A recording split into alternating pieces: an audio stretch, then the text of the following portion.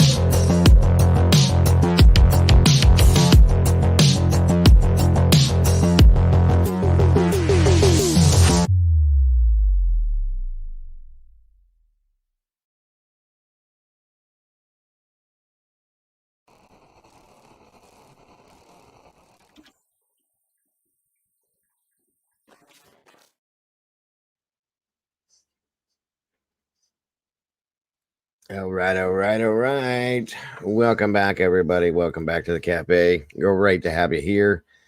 Come on in, grab a seat. What is going on? Hope you're all having a wonderful day.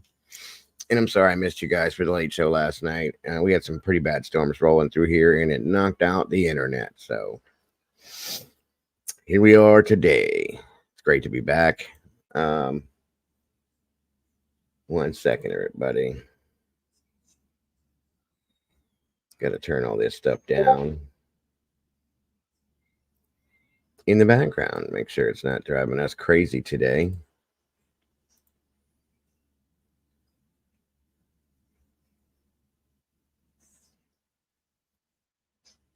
All right. Hope everybody can hear this okay. Can you guys hear me good?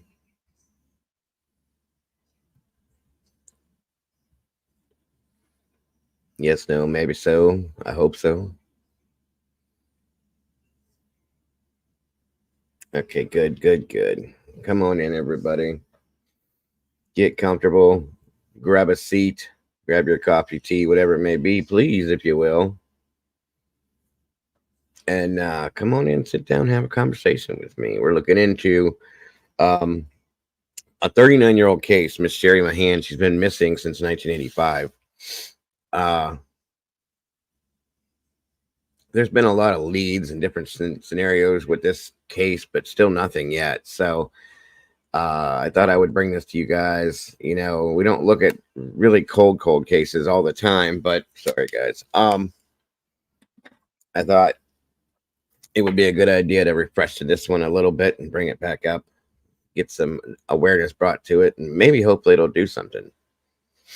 You know what I mean? So come on in and get comfortable. I'm going to wait just a little bit here to get everybody in here that could be coming in here. That way we don't have to go back to the beginning. Come on down, everybody, please, if you can. And hopefully, if the storms they stay, you know, they're not too bad right now, but we're supposed to be getting more. If they stay away, I'll be able to do the late stuff tonight again, too. Hopefully, we'll see. Fingers crossed. Because I still want to go back and talk about Thomas Crook and some of the stuff that went on with that scenario, too. Come on in, everybody. Let's see who we got. Give it a few more minutes. Looks like we got 27 people with 20 likes. Interesting. Come on in, everybody. Did I go over top of somebody else?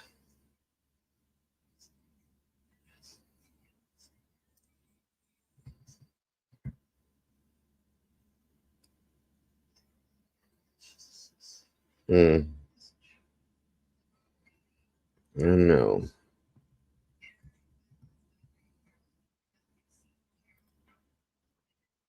Come on, come on. Come on, come on. Mama Bear's busy with work stuff, so she won't be joining us. And I would have been here earlier today, you guys, but we didn't get our internet back on till, I don't know, later, early afternoon, and I had a bunch of stuff to do. So, come on in, everybody. There we go. That's a little better. Get comfortable. It's a very interesting case, too. Hopefully, it will be interesting to you guys as well. And it definitely needs to be looked at. Like I said, it's not very often that it gets looked at or talked about. And it really needs to be put out there. So let's see who we got here so far while we're waiting on everybody else to jump in. It looks like Lucia Williamson's in the house. Wisdom Speaks, Miss Cherrie. Welcome back to you. Crime Time with Mama Bear's in the chat. And says, okay, well, that would be awesome. Thank you for joining us, Mama Bear. Tomboy Charm, welcome back to you. Miss Chiff, Misfit Pariah, thank you for being here. Moni in the middle, welcome back to you. Miss Brandy, great to see you. Thank you for joining us today. Genealogy Gypsy, welcome back to you. Let's see here. Book Princess out of Scotland. Hello. I'm so sorry to hear that happen to you. I hope you feel better soon. Kells 420. Welcome back to you, Miss Andy Rose. Great to see you here. B. Williams, welcome back as always. Let's see here. Doc Holiday's in the house. Thank you for joining us, Doc. Thank you for being here with us today. Crimson Moon, great to see you today. Jax 215's in the house. Welcome back to you, Jax. Thank you for joining us now. Buckman, how are you today, sir? Miss Salty Sleuth in the house. Great to have you here. Great to see you. Groot's in the house. Welcome back to you. Miss Leslie, great to see you today. Thank you for joining us. I appreciate you so very much. Hola, Miss Annie Ruler from Bremerton. Good to have you here. Chelsaurus Rex, welcome back and good evening to you. Let me see. I think I got everybody. We got some people hanging out up there around the corner, not quite in the room, but looking around the corner watching us. Thank you for being here as well. And please make sure you're hitting that like button as you come through that door, or even if you're just hanging out watching, please hit that button because it is so very important to YouTube that we do that. So thank you for that.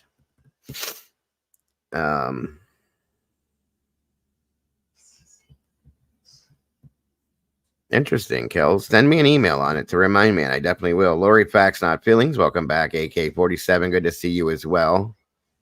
Yeah, Kels, send me an email to remind me. I definitely will look into it for sure, guys. I want to give you guys a variety of things, not just what's going on now, some cold stuff, some stuff that hasn't been looked at in a while, some slightly stuff that's slightly cold case, you know what I mean, and brand new.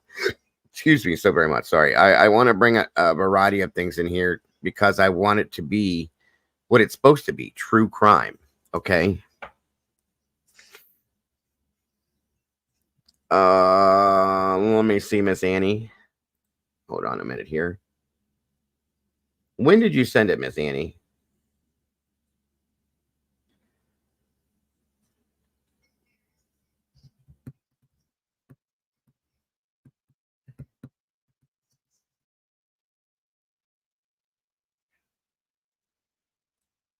Let me see. I don't see it yet. Ah, I do. I did get something from you about it being up.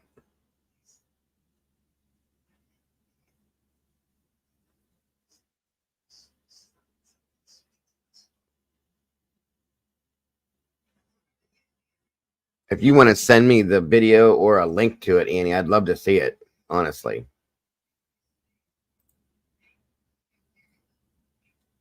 I did get your email. I see it there. I found it. But if you want to send me a link or the video itself, I would love to, definitely love to see it.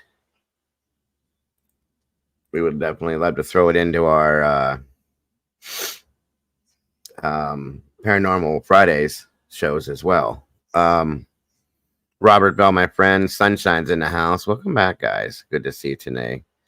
Share this out, everybody, if you will, please. And please make sure you're hitting the like button if you could. We got 42 people and 27 likes. It's starting to get there slowly, but surely.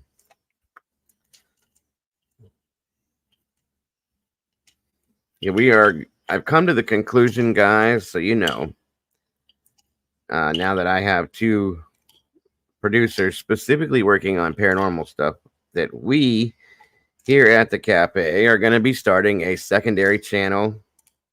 Well, actually a third channel for me, but the paranormal experience. And that's going to be what we're doing on that channel. It's going to be nothing but paranormal experiences and situational stuff. Nothing but the paranormal is what it's going to be, guys. So if you're into the paranormal stuff, that's what we're going to be running. Miss Molly and Andy are going to be the co-producers of that. I'm just going to be your face. And Miss Andy will be joining me when I do it regularly. Miss Molly will be doing a lot of the background stuff with Andy. So that's something for you guys to look forward to. The paranormal experience is what I believe we called it before. So it was something I was going to do a year or two ago, and I just got distracted from life. And I want to do it now that I have a good crew to run it. So that's happening. Or the paranormal experience with the Dago, I guess we could call it.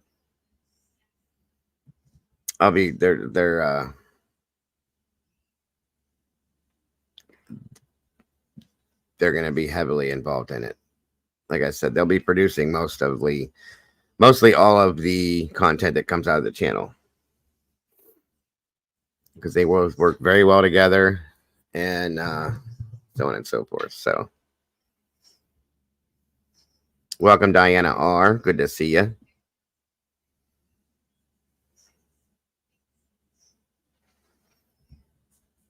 Huge lights across Burbank. That's interesting. Very interesting, Annie. Hello, Miss Cassie. Great to see you here.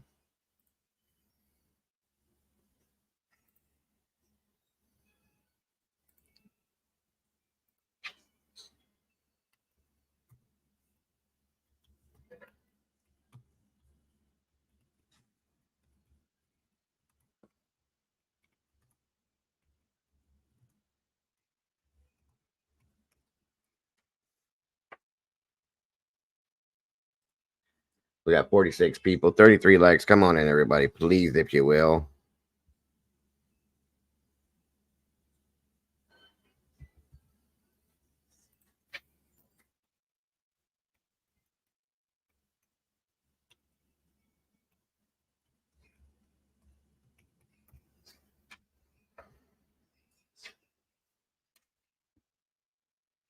There's my email if anybody needed to reach me.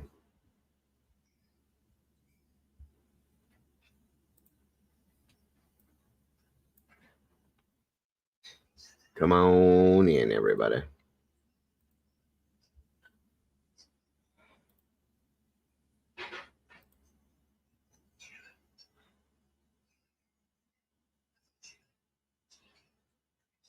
Looks like my shorts are getting some pretty good views.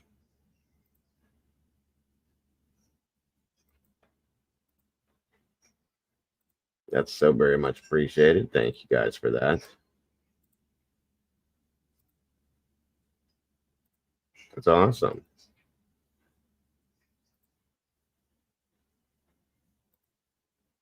You guys are amazing.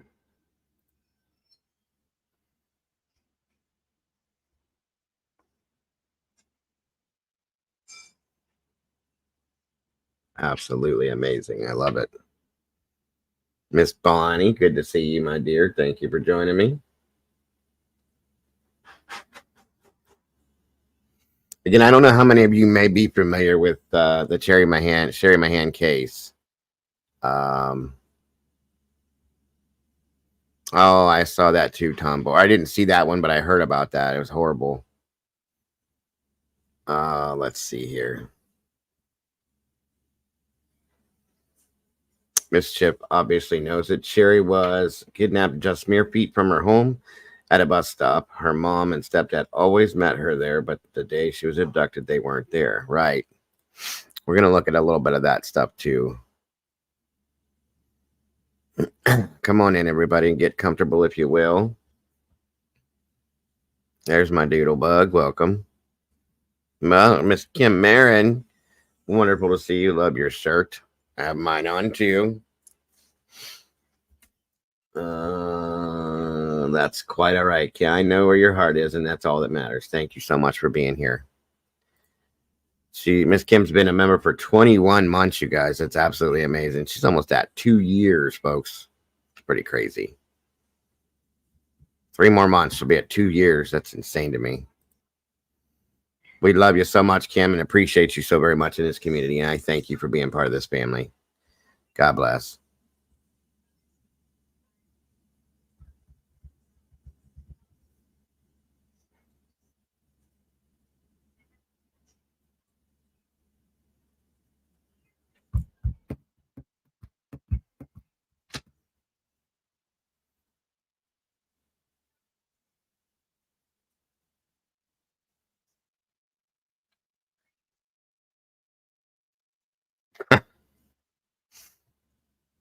Doodle says, sorry I'm late. The kiddo was giving me a lesson onto why bacon grease can't be left out of the fridge.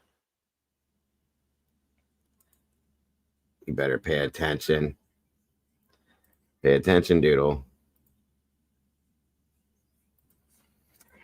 And after 2 years, Miss Kim, I have to do this. Just, I know that you can't be here on a regular basis, and I don't expect anything from you. But after almost 2 years, I need to do as an honorary appreciation type thing. And I'm going to go ahead and add you to our team, Miss Kim, as a moderator. Like I said, if you're just a standard moderator, you don't have to do anything. You don't have to be here because I know you're a very busy lady, but you've been here for a long, long time, and it's beyond time for you to be able to be part of the team like that. So I'm doing it as a respect thing and an appreciation thing for you being part of this community for so very long. So welcome to the team, Miss Kim, and God bless. We appreciate you so very much and appreciate having you here for this very long and supporting me and this channel the way you have. God bless. We appreciate you so much, Kim.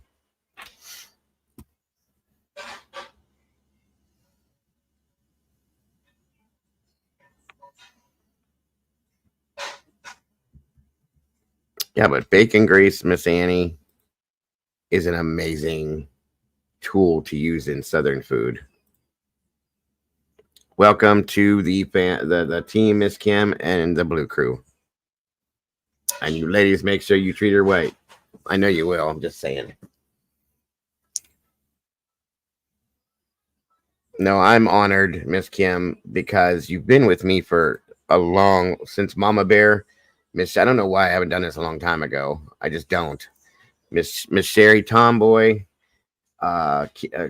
Molly, Mama Bear, and a bunch of others. And it's just been way overdue. So Thank you so very much for being in this community in our hearts for so very long. We appreciate you, Cam, and we love you very much. Bacon grease makes wonderful gravy. It goes in soup. It is very high in preservatives. You're absolutely right, Annie. It's definitely not good for you, but it's so good. I know you guys won't, Cassie. I was just teasing you guys. I haven't, and then, oh, sorry. And again, I wanted to make sure that I thanked all of the Blue Crew for being here again once again today. I can't do this, shouldn't do this, couldn't do this, nor would never do this without any of you. So thank you, Paul, for being here again. Thank you to all the meatballs for jumping in with us today. And jumping in the sauce today with us to be able to spill a little bit of that sauce out. Appreciate you all so very much. Sounds very good, Miss Bonnie. I think bacon and eggs is just like I don't care who you are, where you are, or what you're doing. It's just a good meal. You know what I mean? Just one of them things. So, all right, we got 45 peeps in here with 41 likes. We're almost there, guys. Let's try to get this up. You know, I don't know if we'll get 100 people in here or not. A lot of people don't come running if they don't know the name of in the title and things like that. You know how it works. But if we can get it up in the algorithm, it would really make a difference because I want a lot of people that haven't seen this to be able to see it. So that's all I'm saying. So 1 second here. What do we got going on here?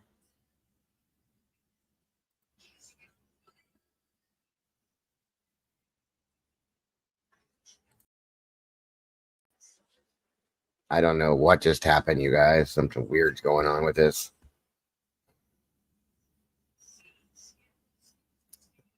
She was, Brandy. You can go check, and if she's not in there, bring her in, please. Just in case. Like I said, I know she's busy, but oh yes, Groot, I know. Miss Kimber's in the house. Welcome, Miss Kimber.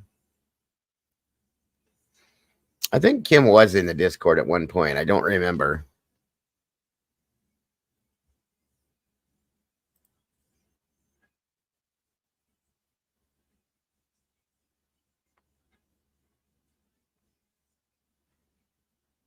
All right, guys.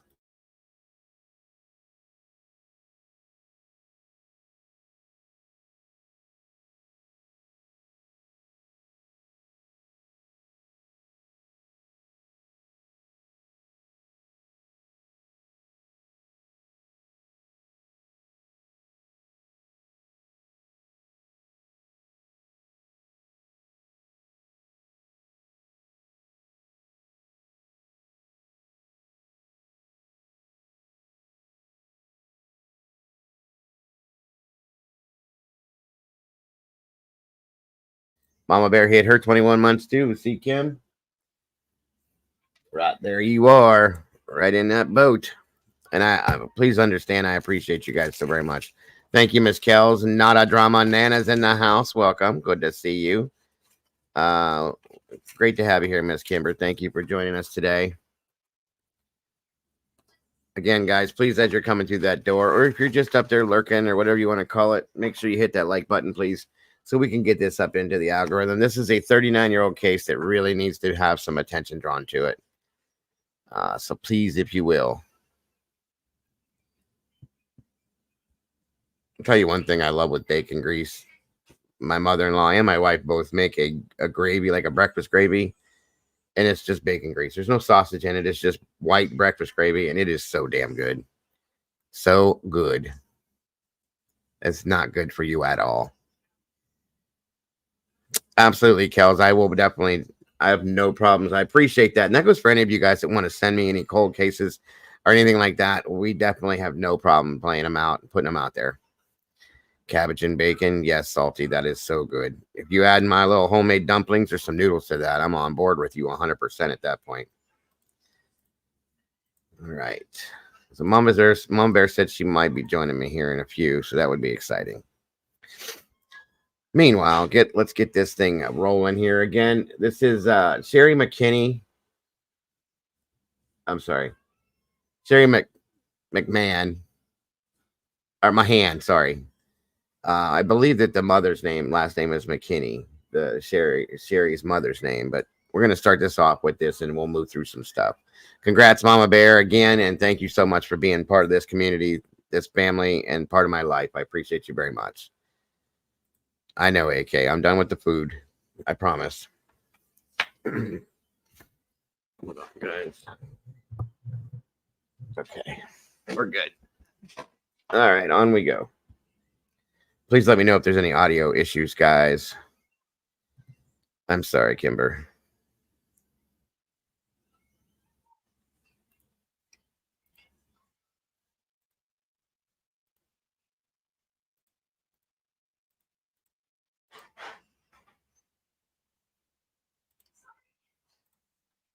Nearly 26 years after her daughter disappeared, Janice McKinney still remembers it like it was yesterday. 4 o'clock, the bus came and we heard it, and she just never came up the driveway. We first met Mrs. McKinney back in 2005, more than 2 decades after her daughter mysteriously disappeared. She's still holding on to the grief and the guilt. I should have been there when Cherrie got off the school bus, and I wasn't. It was one of the few days she didn't meet her daughter at the bus stop, February 22nd, 1985. What is that moment of panic like, that first moment when you realize your child has disappeared? It's the most scariest thing, and I think my guilt started at that point, because up until that day, I was there. And if I would have been there, I wouldn't be going through this. It was a day just like this one. Snow on the ground, the sun shining. Cherrie got off her school bus right here. She had to go about 200 feet around that bend to get to her driveway, then another 300 feet to her front door. Investigators never found any footprints, which means Cherrie never got very far. Kids on Cherrie's bus described a blue van right behind the bus with a snow-capped mountain and a skier painted on its side. Investigators checked out hundreds of leads. No van, no Cherrie. I think that the last words that I probably told her was, have a good day, and I do love you. And, that was probably as I took her down to the bus stop and she got. Welcome, Drown Out the Drama. Thank you for joining us today. Hope you're having a wonderful day. On the bus. Did she tell you she loved you back? Yes. She always told me that. Cherrie was just 8 when she disappeared. She helped put a face on missing children nationwide. The first child ever on a Have You Seen Me mailer, still delivered to homes across the country. But today, for the first time in decades, Janice McKinney has hope, thanks to this man, Pennsylvania State Trooper Robert McGraw. I believe Cherrie was abducted by somebody she knows very well. And I believe that... By the way, you guys, I just don't want anybody confused. This video came out in 2011, so everybody knows. Welcome, Lacey Smith. I have a couple newer things too, but we're going to look at all whatever I could find on this today about this, okay? This person had the ability to basically lure Cherrie to their vehicle without her giving it a second thought prior to her disappearance. McGraw took the lead on the case last summer, and after pouring through the 3,600-page case file, he's closer than ever to cracking it. We are highly optimistic that this lead has the potential to bring closure. Welcome, Country Cooter. Hope you're having a good day. Thank you for joining us today.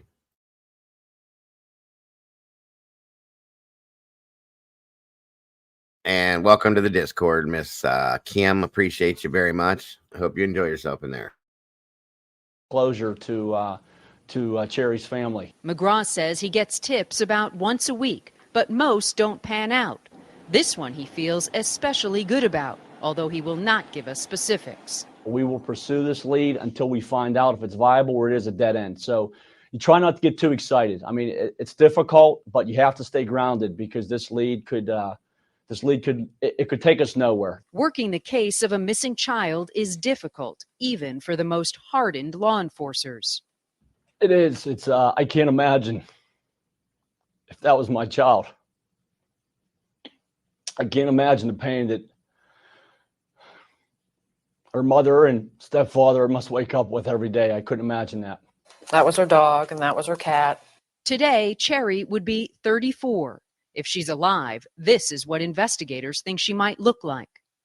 You know, now Cherrie's could be married and have children and have graduated, and, you know, I could be a grandmother. After all these years, Janice McKinney still isn't ready to say goodbye to her daughter. At the cemetery, no gravestone, just an angel. Until I see something or hold something or know something, I can't put it to rest yet. Janice McKinney still hopes her daughter is alive. But alive or dead, she says, she just needs to know what happened and why someone would have snatched her little 8-year-old girl.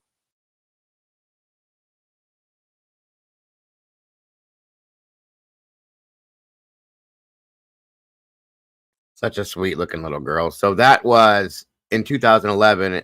They had put that out because it was the anniversary, the anniversary of her being missing at that point. Okay. Excuse me, guys. It is very sad. Welcome, Ass and Elbows. Welcome, Excellent Theory, Country Cooter, Lacey Smith. If I didn't speak out, drown out the drum, all of you, welcome. So grateful to have you here today. I appreciate you guys very much. So this is another lead that popped up in this case. I'm going to show you. We're going to bounce around a little bit, guys, to show you a little bit of everything on this. Let's see what we got here. Now, state police just released an update on a recent development in the Cherrie Mahan case. Cherrie was 8 years old in 1985 when she went missing from a bus stop in Winfield Township, Butler County. A woman recently claimed online and in a voicemail to state police that she was Cherrie Mahan. State police say they've not been able to make contact with her, but they did run fingerprints for the name left on the voicemail, and tonight they say it's not Cherrie Mahan. Police say they'll investigate further if the woman chooses to make herself available.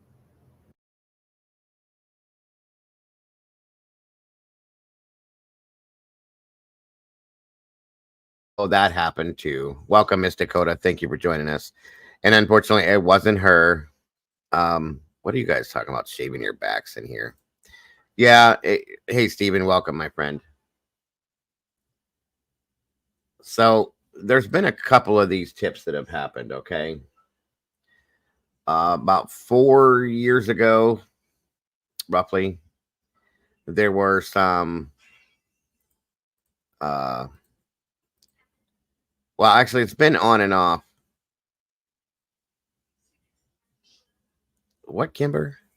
Oh, hush. Anyway, it's been things on and off over the years that have popped up here and there. You know how these cases run. Hey, Princess Pothead, thank you for joining us. So I'm trying to show you guys like a little bit of everything over the years, and then we'll get into other stuff with it. So Follow up to last night's report on the disappearance of Cherrie Mahan. 35 years later, her mother still lives in Butler County and still wants to know what happened. And after our report of a new revelation from Cherrie's mother, John Shumway reports police received dozens of new tips. 35 years after her daughter, 8-year-old Cherrie Mahan, got off her school bus in rural Butler County and disappeared, Janice McKinney will tell you time does not heal the wound. I think about her all the time. I pray for her every night. I pray for her every morning. Janice feels like she has nothing to lose in her search to find out what happened to her daughter. She shared with us that Cherrie was the result of rape when Janice was only 16. But the depth of her love for Cherrie. I never left that house without her. We were always together. We grew up together. She was my life. She tells me no one believed her claim of rape, and to this day, she feels that Cherrie's biological father knows something about who took Cherrie. Not him personally, but the people that he knows, yes. I went back to the state police today about Cherrie's biological father. Because of the close nature that he had, being the biological father, he's a person of interest. Since our report aired last night at 11, we've got a ton of tips. It's been very effective. And as of now, we're still trying to work our way through them because even as we're speaking now, I wouldn't be surprised if we got a couple more. And police are hoping in there somewhere they are going to find the answer to Cherrie's disappearance. Well, you have to take each one separately. You have to prioritize them. When 8-year-old Cherrie got off the bus that day, Janice says she didn't just evaporate. I truly believe that there is somebody out there that knows exactly what happened. And Trooper Long says they may not even realize it. What a person might think may be insignificant, that may be the piece that we're looking for. 35 years, and Janice McKinney continues to look for her daughter and peace. It's like your heart has been snapped in half and it will never go back together again. Well, it's heartbreaking for anybody. What I hope to get from this piece is people actually see the pain that she's living through. And if they have information and they've been holding it for all these years, that they see what this woman has been living with her entire adult life and come forward and give that information to us. The state police in Butler are waiting for your call. John Shumway, KDKA News.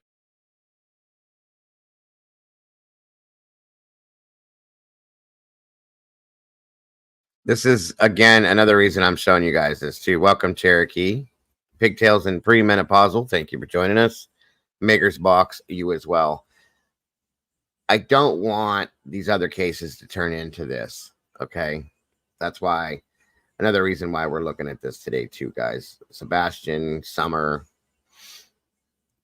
Madeline and Kojakari, all of these other cases, guys, I don't want them to turn into these, but they do. And it happens so often. It's just very sad. So, you know, hopefully with us being able to look at this, maybe something will come out of this. Maybe it'll spark something in some of the other cases. Who knows? You know, there's always the possibility of something happening when you least expect it, guys. And I know some people don't understand how that could happen, but it can. Next thing I'm going to do, guys, I want to show you what happened when Cherrie went missing, how and where, and what the situation looked like when that happened. This is it's from a channel called the Unfound on Location channel. They went to the spot where Cherrie should have been dropped off on her bus and where she disappeared at. Okay, this came back. This is back in 2018 that they did this.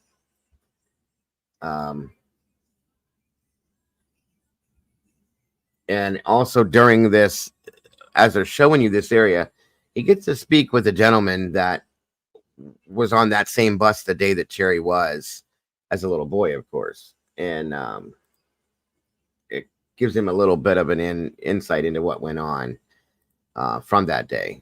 So I thought this would be very helpful to kind of give you a mindset of what was going on and how and when and where Cherrie disappeared from. Again, guys, let me know how the audio is. So here I am.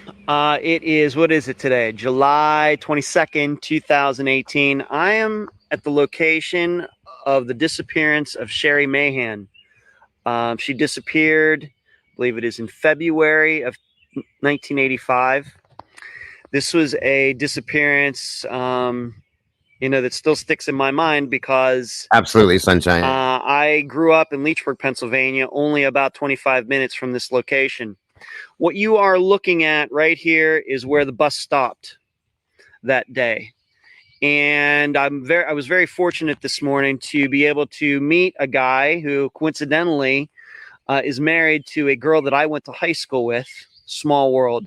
And I appreciate how he and she and one of their children came out here this morning, and he diagrammed what happened that morning because he was on the bus that Cherrie was on and actually got off at the same stop. Now, what you're looking at is right here is where the bus stopped. It was coming from this direction up this road. If one of the mods could put the link for this in here, please. Again, the channel is called Unfound on Location. Okay, I'd appreciate that very much. I want to give credit where credit's due. This gentleman did boots on the ground and went out here and did the work to find this. So I appreciate that very much as well. She was 8 years old in 85, Kim. And stopped. Thank you, Miss Cherrie. Approximately right here. And this is where his name is Jeremy got off. And he would have been walking. He lived up this road right here. Now, Cherrie also got off at the same stop, but she had to walk down that direction, and we're going to walk down there. So if you've ever read anything about this disappearance, it says she had about 100-yard walk to the driveway where that would lead up to her house. I wouldn't say that's necessarily true. This is much shorter than, I would say, 100 yards. It's more like only about See, I think things like this, you guys, are the reasons why they started taking kids to their driveways and dropping them off, because of this scenario here. Because I know beforehand it used to be where you had to walk down and all the kids met up at one area, got on and off the bus at that point. And then at some point years back, thank you so much, Andy, for that. There's the link for them, guys. Some years back, they stopped doing it and they started dropping kids off right in front of their home. So, which is an amazing thing. You know, it's a lot more comforting. So just saying.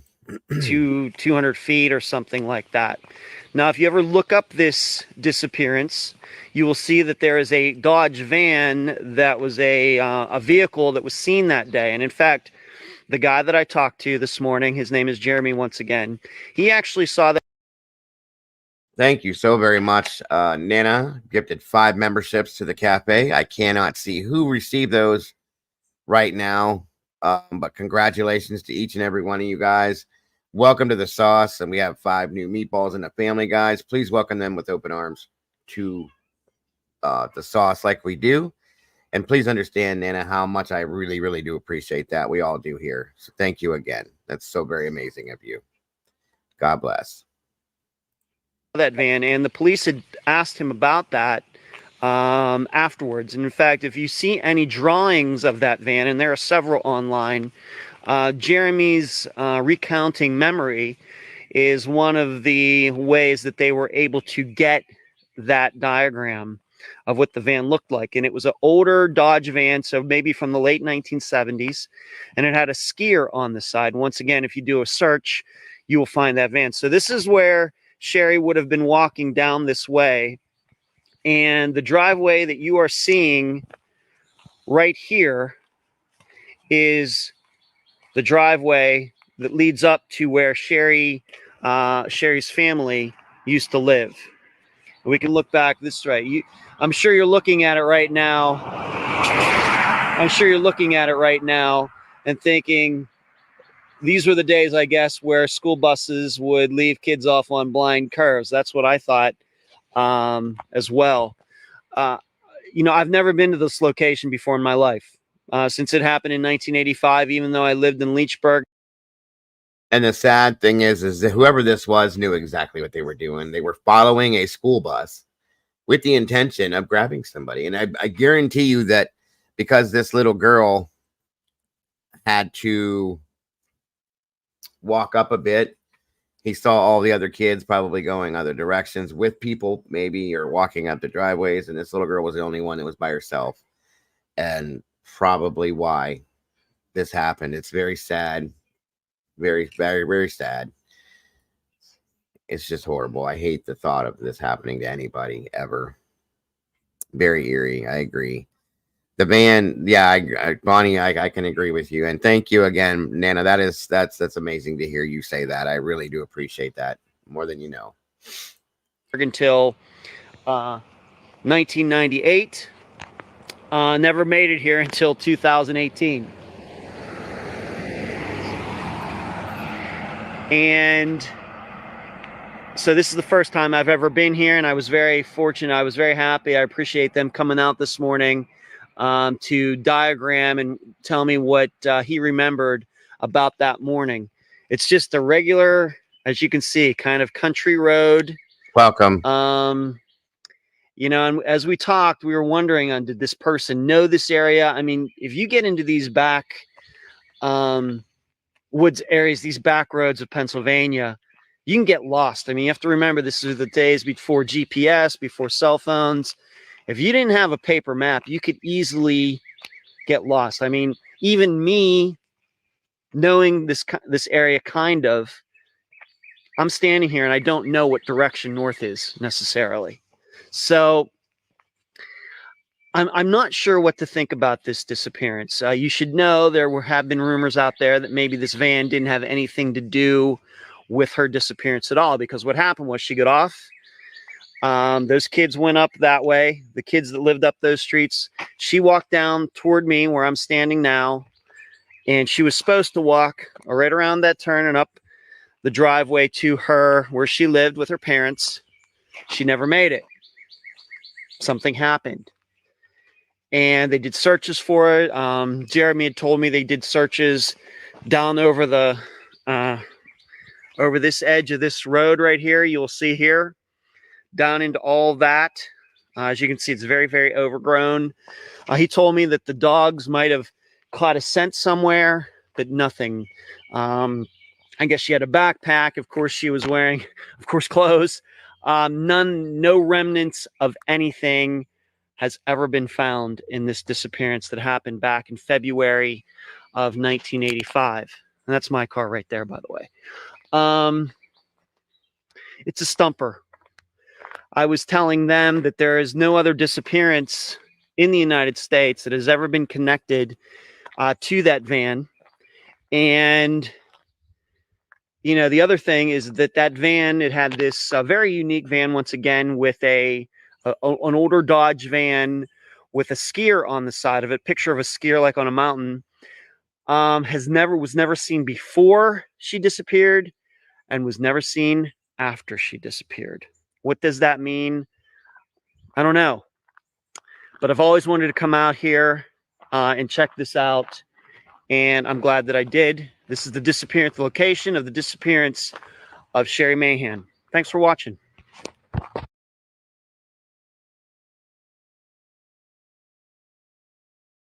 So there it is. And again, they're claiming that they saw this, but I'm not. And he said again that he can't say that for a fact that that van was the reason why Cherrie disappeared. It's just very ironic. You know what I mean?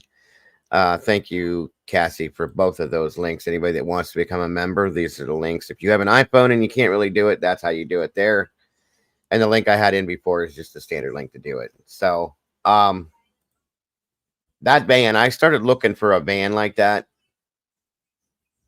It's hard. And to hear the fact that it was never seen before this or after this says something to me. That either this person had this van painted, sold it, and stripped it down.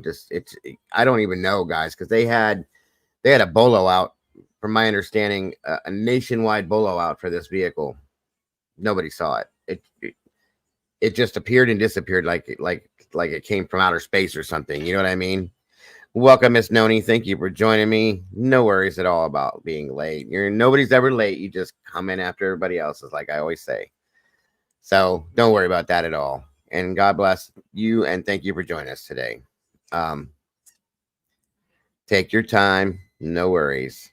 Thank you, Brandy, for that. If anybody's interested in grabbing any of the merchandise for the cafe, there's a link for it. You can pick up t-shirts, hoodies, of course, our amazing coffee mugs here. And there's so many other things in there. I'm working on a new design. I'm working with Doodle on a new design for a new t-shirt as well. I think if we can figure it out, I think you guys will really like it. So we'll see what happens. Thank you very much for that link, Brandy. Ace says, Mama, hello, hello, hello, and welcome. That's my question, DHABC. Did the van really exist? But they gave a very, very descriptive, detailed, description of it. And it's like, these are from kids and stuff like that too, to say all that on there, to say that it had the mountaintop look with the skier on it. That's pretty descriptive, So you got to wonder, but that's a good question, ABC. Did it exist? I did receive your email, Mama, I believe. Let me double check to make sure I have it. I don't want to lie to you about something.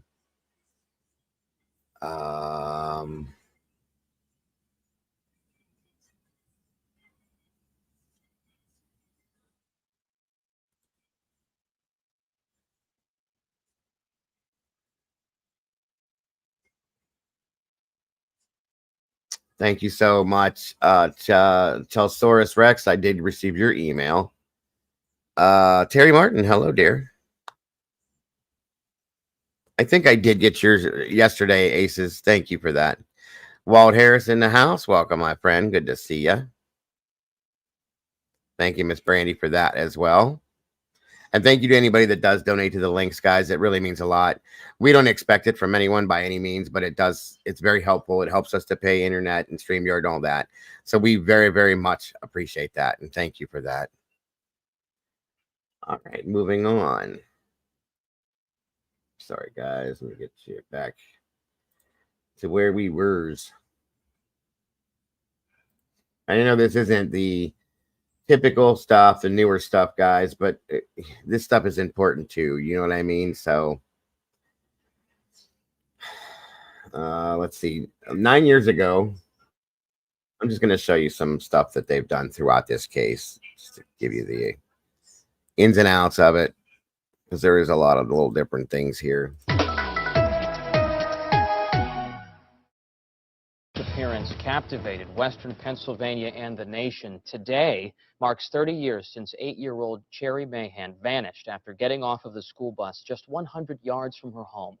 Today, her family and members of law enforcement all gathered for a memorial service at the Saxonburg Memorial Church.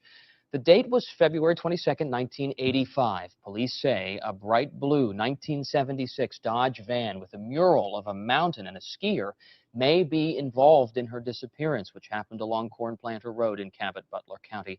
Cherrie has pierced ears. She was last seen wearing a gray coat, blue denim skirt, blue leg warmers, and beige boots. Her mother has not given up. She's asking everyone to think back and speak up if you know anything about Cherrie's disappearance. I feel maybe if I get the word out again, maybe there's somebody out there that knows something that could answer my questions and solve this mystery. That's all that I pray for every year. Take a good look at this age-progressed image of what Cherrie might look like today at 38 years old. If you have any information, call police.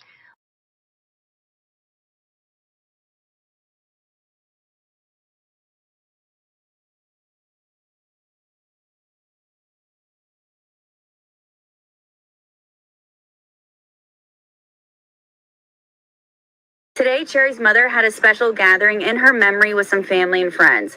They held a prayer vigil where Cherrie disappeared. She also invited the psychic Vincent sisters, who shared what they picked up on their readings. Parts of the reading that we came up with was 2 or 3 males from the area, and there was a blue car. And I feel also that she is going to be still here in Butler County. And so we're trying to give out leads and information so people will come forward. State police continue to investigate the cold case to help the family get closure. I'm Jillian Hartman for Channel 11 News.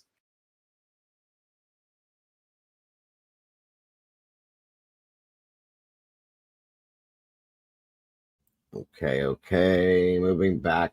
Sorry, guys. Got to get back to the beginning again. I have a lot of downloads on this. Trying to find all the stuff that can refer to it. Okay.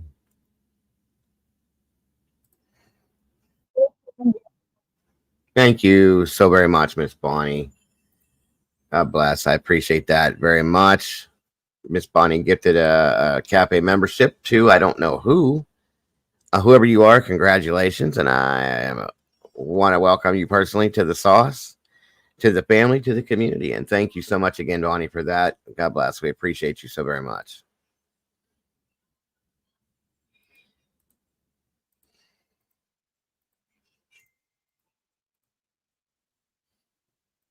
Today, 8-year-old Cherrie Mahan vanished after she got off her school bus on a rural Butler County road. State police tell me Cherrie's case is classified as active and it's not necessarily cold. They still get tips, and February tends to bring in the most. The case file contains almost 4,000 pages, and that doesn't even include tips, pictures, notes, and evidence. Good evening, and thanks for joining us at 10. I'm Jessica Guay. Despite all the time that's gone by, Cherrie's mother and her friends gather at the exact time and place Cherrie disappeared. She hopes this year is the one her baby girl will be found. I pray that you definitely just let me know. And I know that you will. A mother praying for answers on the very road her daughter was last seen. This is the day that Cherrie got off the bus and was never seen again. And we come here and I pray. It was 4:05 p.m. on February 22nd, 1985, on Corn Planter Road in Winfield Township. The school bus dropped 8-year-old Cherrie Mahan off at the bottom of the hill near her home. Janice McKinney and her husband Leroy were inside waiting for Cherrie to run up the hill, excited to go to a friend's that day. Leroy's like, do you want me to go down and pick her up? And I'm like, no, it's a beautiful day out. She'll come running right up over the hill because she wants to go. But then that never happened. People who saw her get off the bus saw a blue or green van behind it and a blue-colored sedan in the area. Those vehicles and the drivers have not been identified or located. It's like a black hole opened up and she fell in. Pennsylvania State Police are still searching for Cherrie. Countless people have been interviewed, and tips constantly come into the Butler Barracks from all over the country and as far away as Europe. The not knowing is really what sucks the life out of you. It just beats you down every single day. Cherrie would be 47 years old today. She had the biggest eyes, and she loved everybody. Her disappearance still haunts childhood friend Amanda Ashby. I don't think there's been a month in my life that has gone by where you haven't heard a story about a child who's missing, or you read something. She's the first thought that comes to my mind. It was devastating to everyone, and I don't think we realized how traumatizing it was to us until we got older and had kids of our own. State police say the amount of time that's gone by makes this case difficult to solve. There's a $5,000 cash reward for anyone with information that leads to an arrest, solving the case, or finding Cherrie. There's someone out there who knows something. Of course, we all pray that she's safe somewhere.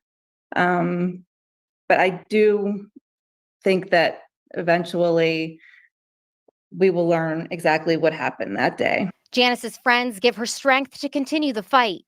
And I just believe that somebody knows something, and that I pray every day that somebody gets a conscience and tells somebody.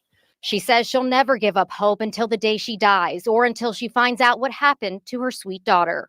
We're going to find Cherrie one way or the other. Yes, Lord, warm our hearts. Lord, please give this woman answers. When Cherrie Mahan was last seen, she was wearing a gray jacket, denim skirt, blue leg warmers, and a blue backpack. Take a look at the phone number at the bottom of your screen. If you know anything about her case, you're asked to call the Pennsylvania Crime Stoppers.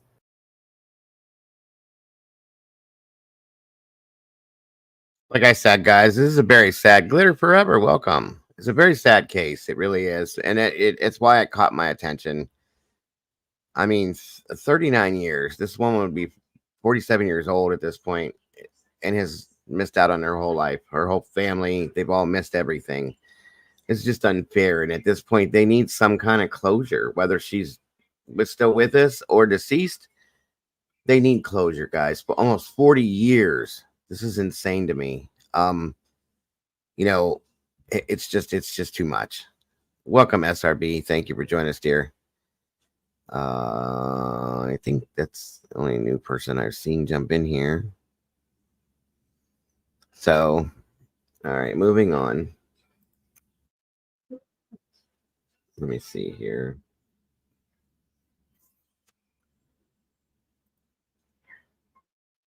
Okay, this was a gathering of some of Cherrie's friends. This is when it was at I think it was 35 years at the point when this happened. This was in this was in 2020. So 35 years since Cherrie Mahan disappeared after hopping off of her school bus in Butler. Shelby Cassesi talked to her friends and family tonight as they continue to search for answers all these years later. Megan, this is the second year that Cherrie's friends and family have held a dinner in her honor. Tonight, friends told me their lives changed the day she disappeared. They lost a future bridesmaid, a future godmother to their children, and their sister.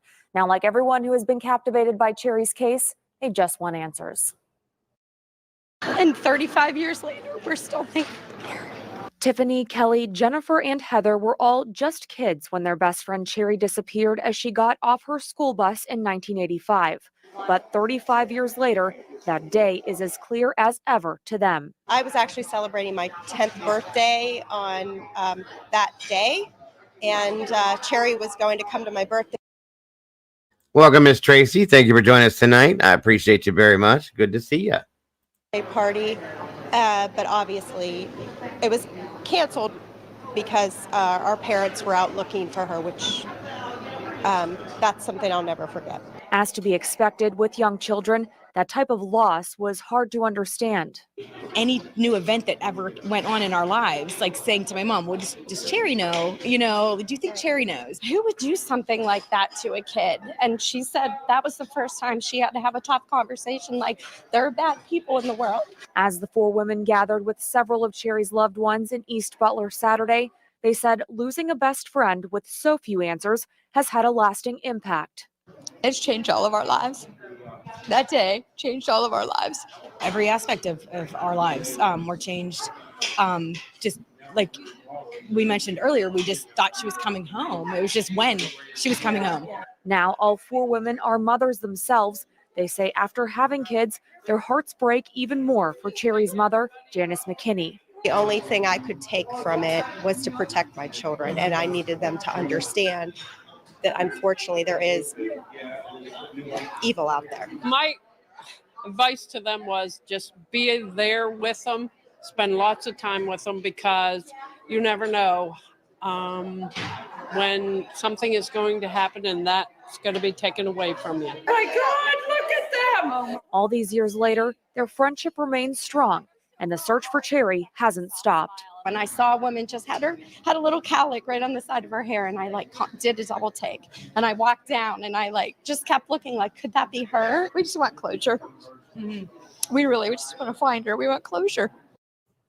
For more on Cherrie's disappearance, be sure to visit kdka.com for John Shumway's story that aired this past week. State police say since John's report aired, they've received dozens of tips in this case. Megan?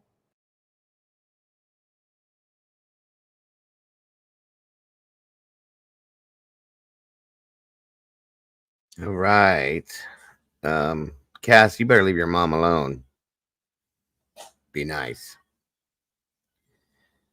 Come on in, everybody. Thank you guys for joining tonight. I appreciate you very much. Give me a second here to load this other one in. No, Cassie, I see what you started. I seen it. You started it when you said ew. I'm watching. Not what the hell. I see what you're doing. I told you before. I'm gonna have mom's back. I guess somebody's got to. Us old people, as you put it, have to take care of each other. Sorry, you're younger. Yeah, I see you saying whatever. Hold on, guys.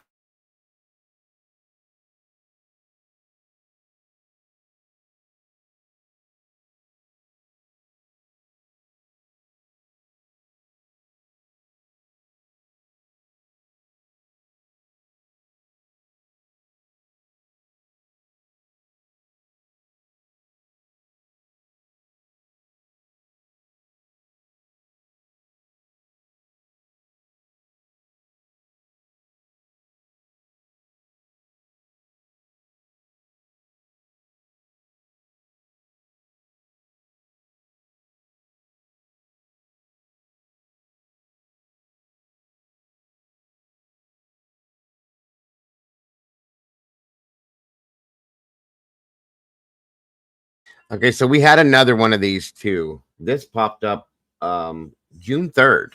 Okay. It's about the newest thing that has come up in this case, you guys. I don't know what the deal is with this yet. I'm talking about myself, Miss Brandy. Peaky Triple X, hello. Good evening.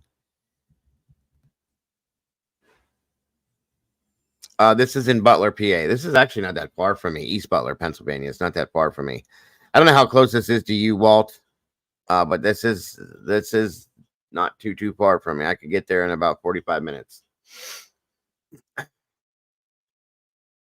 I'm going to try to reach out to Janice if I can. Cherrie's mother and see if I can do an interview with her to pick up if there's any new leads or anything whatsoever. I would love to have a conversation with her and let her know that we're just trying to put the word out for her. So it's about the same wall. Okay, I figured it. You weren't too far off. So that's going to be something. That's a goal I have with this. No, absolutely not. Absolutely not, Miss Tracy. We're just these youngins like Miss Cassie in here thinks that we're old and decrepit. I don't believe it. I feel like I'm 30 years old. So just saying. Welcome, Miss Taylor. Good to see you. Taylor was bitching and true crime. This is a case from 39 years ago, Miss Taylor, just to catch you or anybody else up. Her name is Cherrie Mahan. She went missing in 1985. She got off the bus about 50 yards from her home, from her driveway. It's in East Butler, Pennsylvania. And she disappeared. That day, February 22nd, 1985. Never seen or heard from again. And there was talk that there was a blue 1976 Chevy, or I'm sorry, Jesus, a blue or a Dodge, a 1976 Dodge van that had like one of those mountain sceneries painted on it with a skier. And that's really the only tip that was given. And a blue sedan was possibly seen in the area too. That's really it. There has been nothing else. There's been nothing seen or heard about this little girl in 39 years.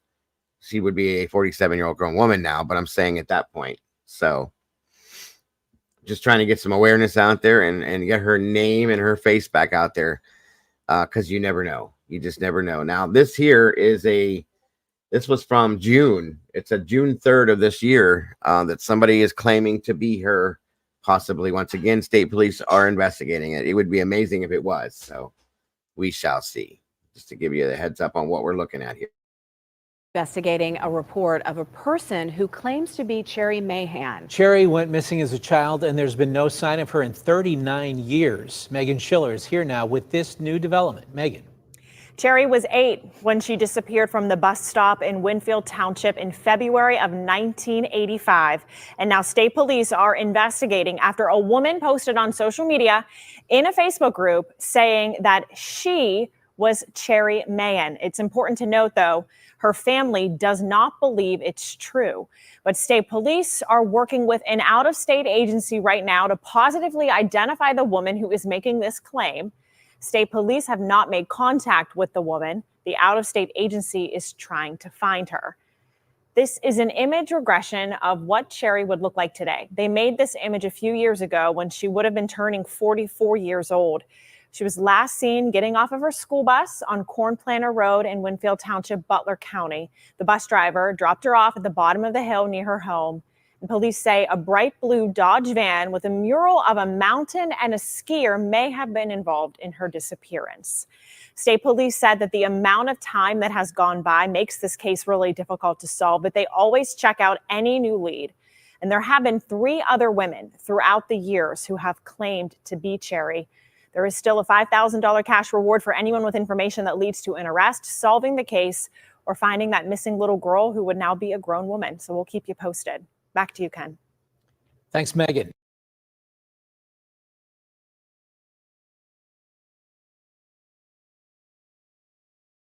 Okay. So we're going to, Aunt Nancy did a story on this as well. We're going to go through that too. People are aware there is a thing called DNA can prove these people. Of course. Here's the problem, though, is they may not have had much DNA on her when she was younger, but they can do a, familia DNA cross-check on her through her mom. We'll see. We will see. It would be wonderful if it's her and she's alive and well and she can be reunited with her family.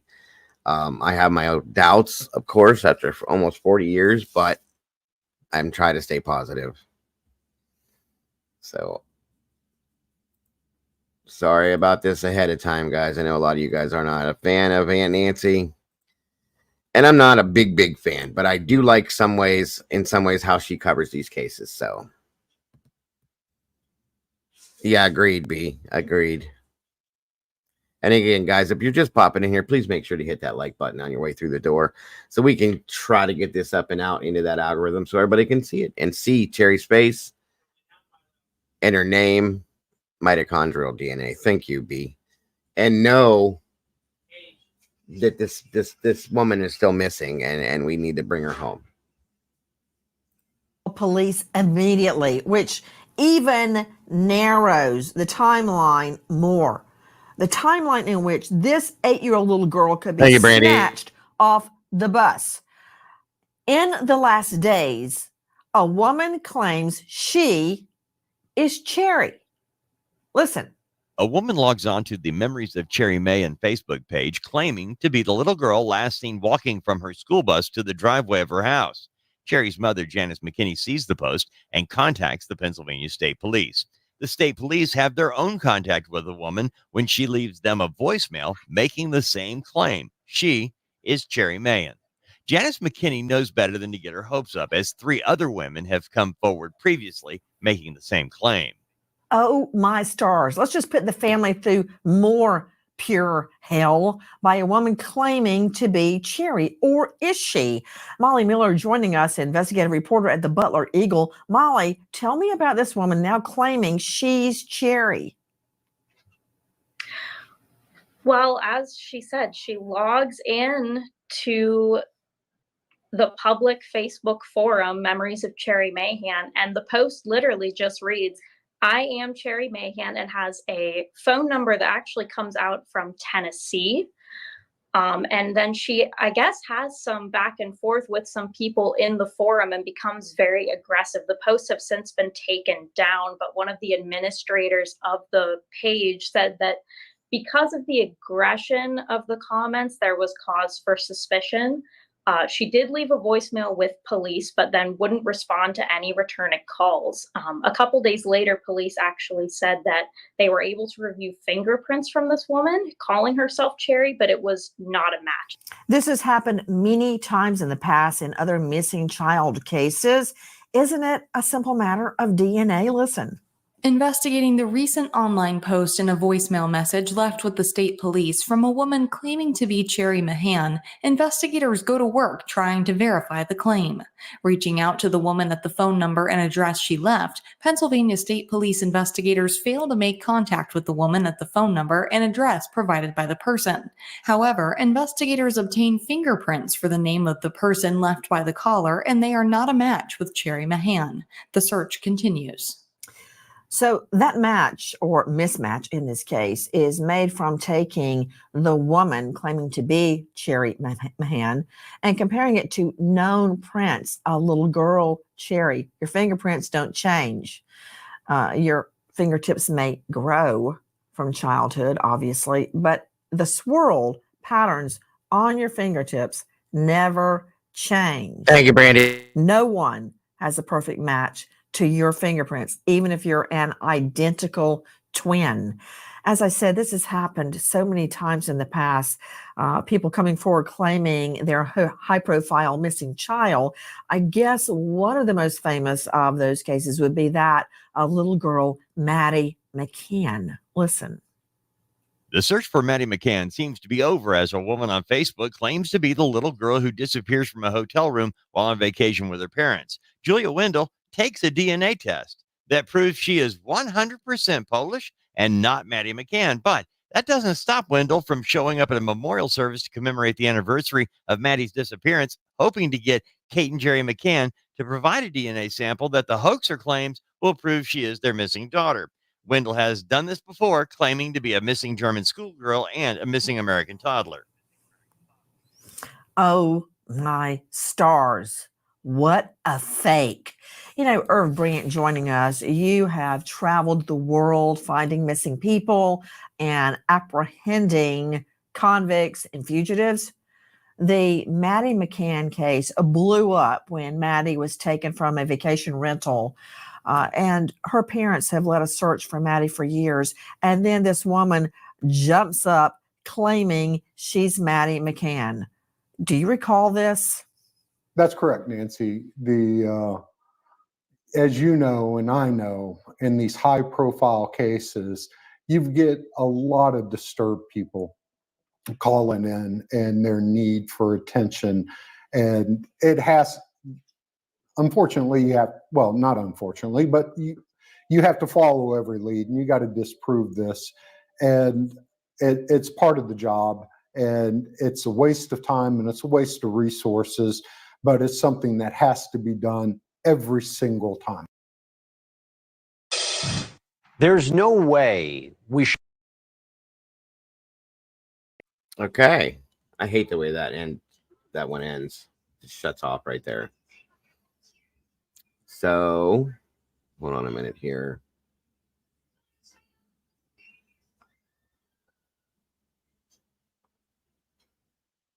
Where are we at here? Is that the same one? No, I have a couple that match up almost the same. Hold on.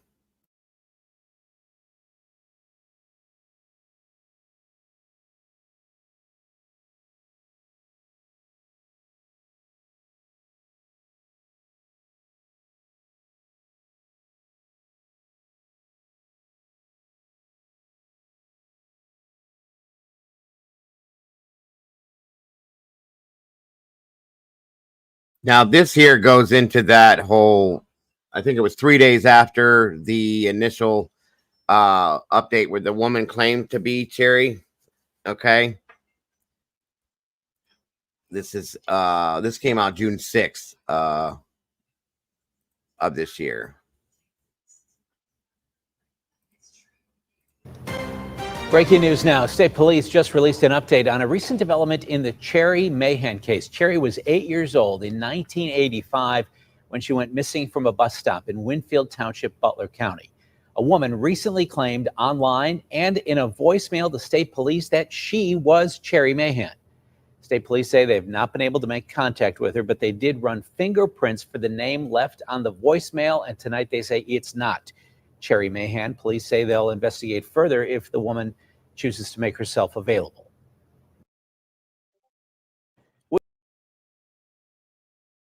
Okay. So that was not verifiable at all.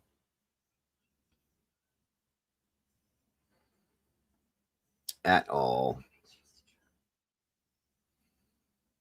Let's see here.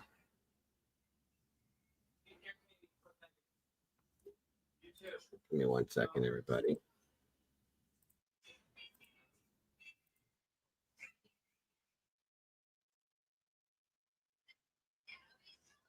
All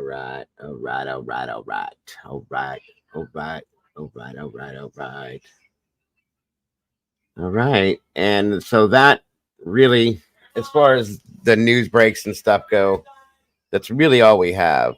So they didn't do DNA. I don't think they can do DNA. I think that's the problem, SRB. Unfortunately, that would be the best way to figure it out. But I don't know. I don't know if it's because, see, they didn't have it or what the deal was. See, this is why with every one of my kids, maybe it's not offered to everybody, but when they were little, we took all of our kids and signed up for that fingerprinting thing and the DNA thing. And they welcome Trina Dickerson. They take their fingerprints and DNA, they put them in the system. That way, if something were to ever happen, they would have it right there. You know what I mean? And that's something that we did with all of our children. That was done with me and my wife as well, I believe. So just saying.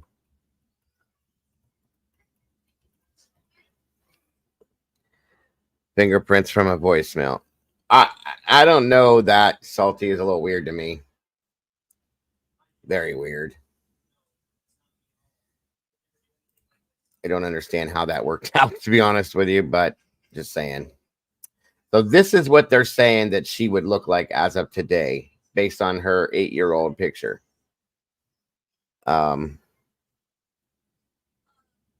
yeah, Walt, I remember. The free kits, yes, Salty. So this is a age render. NECMEC did this. as to what she would look like at the 38-year range. Again, if anybody has any, info by this in some sense whatsoever, call 1-800-THE-LOST through NCMEC or the Pennsylvania State Police, which is 1-724-284-8100. This is a Facebook group called Memories of Cherrie Mahan.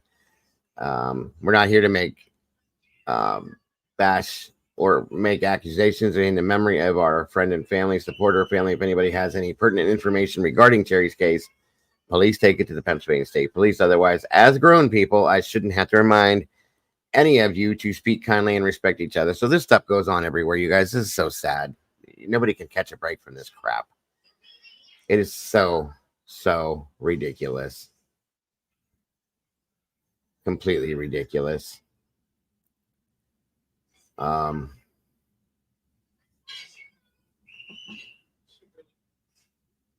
this was as of June 5th. This came out in this Facebook group, and it states that I saw this article where a woman is claiming to be Cherrie Mahan. I did a reading on the little girl several years back, and I remember that I sensed that she had passed over.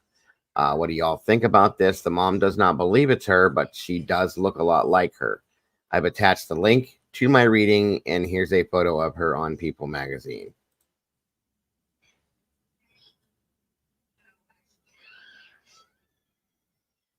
I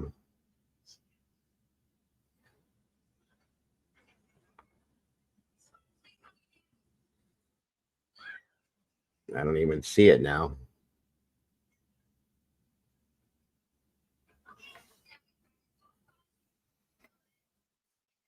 I don't know. Okay, let me back out of that for a minute then.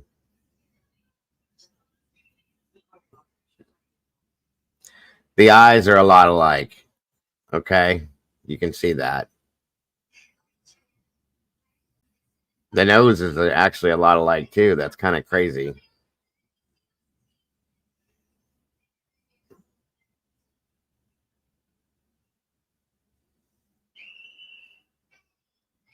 Okay, so this is not an age render. This is the woman that came forward. I'm sorry then. My apology, guys.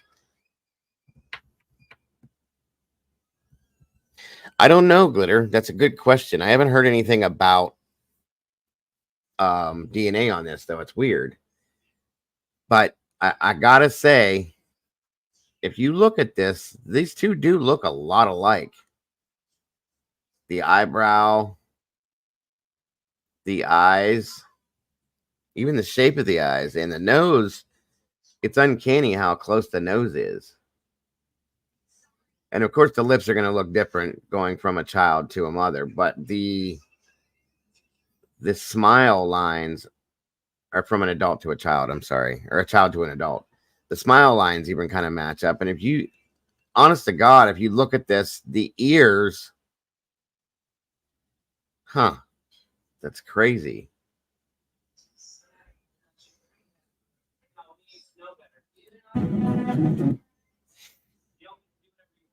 Let me show you guys the NCMEC video real quick. Sorry about that.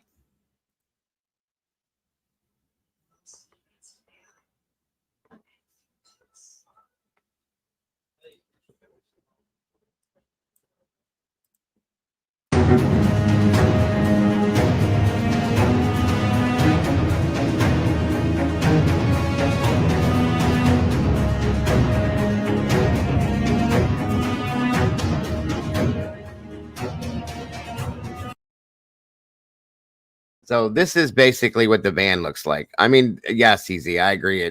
They're saying it's not her, but they do look a whole lot alike. It's crazy. So this is what the van, it was a Dodge van from 1976 Dodge van. They're saying it was like a blue, had the blue mountain look to it. I've never seen one like this before with a skier on it. So interesting. And they said they've never seen this van before she went missing or any time after she went missing, which is crazy to me. It's great to have you here, Holly. Thank you for joining us.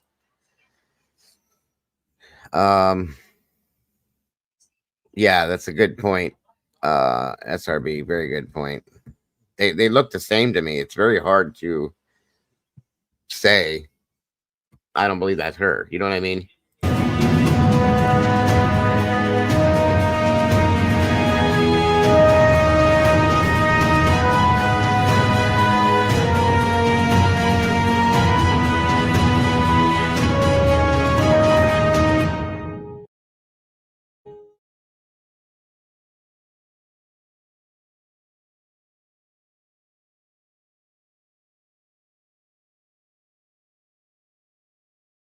All right, so that was a video that Nick Mick put out. I can't get past this. It's really driving me nuts. Just looking at this, it's like B says that the mouth is different, which again, I can say I agree with that. It's just, we also are, this is 39 years later. This was an 8-year-old to a 47-year-old, and it's so close. If you look at this, like even the sparkle in this woman's eye as compared to this little girl, you see what I'm saying? Like the eyes are, there's something about this. It's just weird.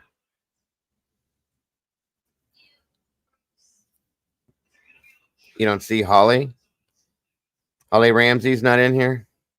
Right here?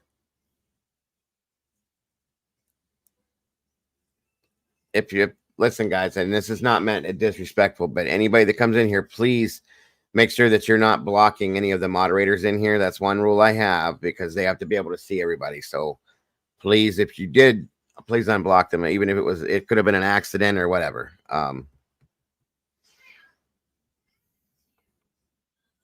Here she is right here. Do you see her, Andy? Okay. Just making sure, that's all. Do you see her now, SRB?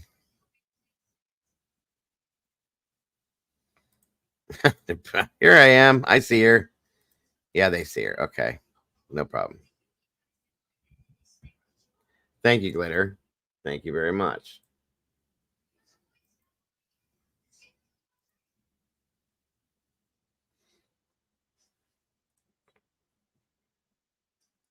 Okay, so this is a little different too. Thank you very much for this, Glitter. All right, so here's another version of this picture.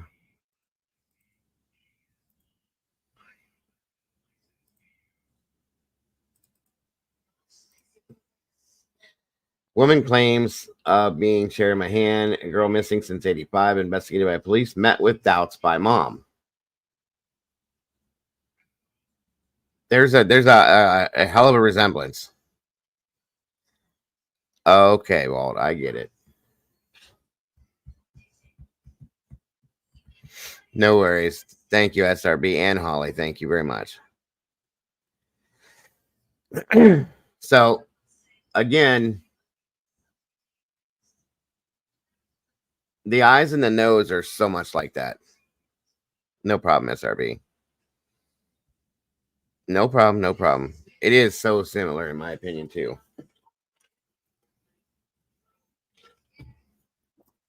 Crazy.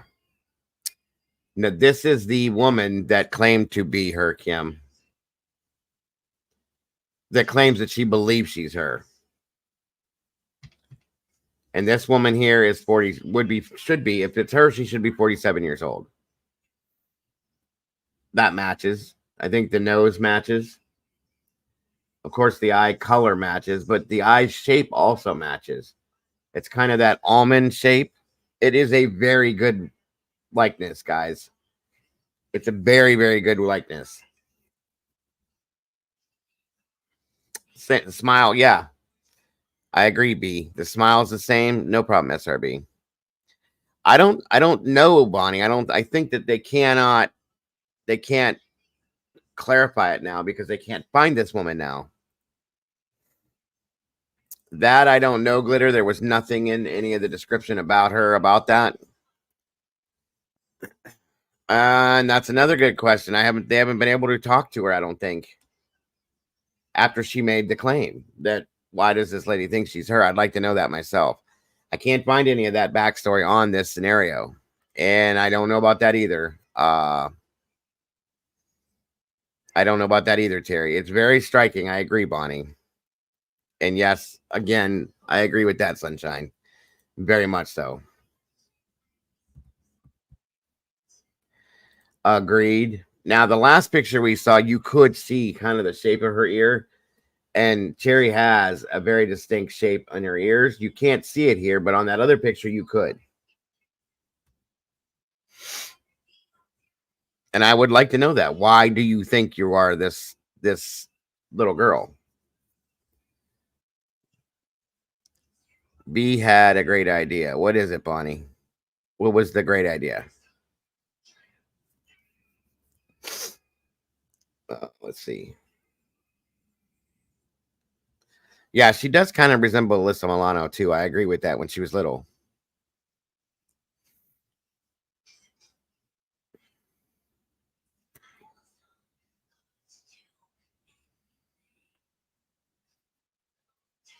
I don't see B's idea. Where was it? Welcome, Mr. Tate. Good to see you, James Tate. Thank you for joining us.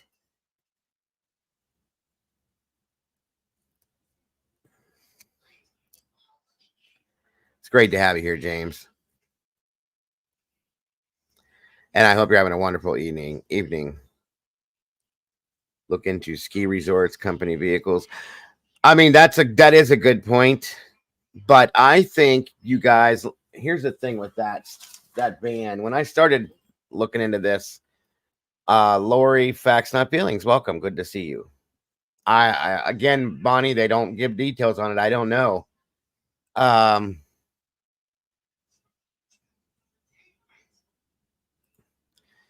Those are all age progression photos, not photos of the actual. Well, this photograph here was supposed to be the woman that claimed to be her. I think that's what I understood, but I could be wrong.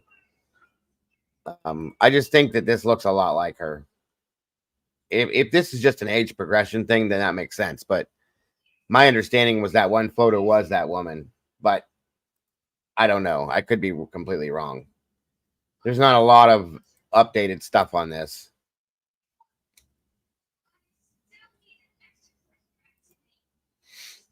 Hold on a minute.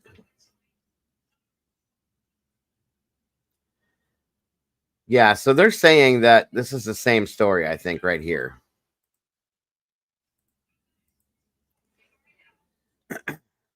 Woman claims to be girl missing since 85. Family doesn't believe it.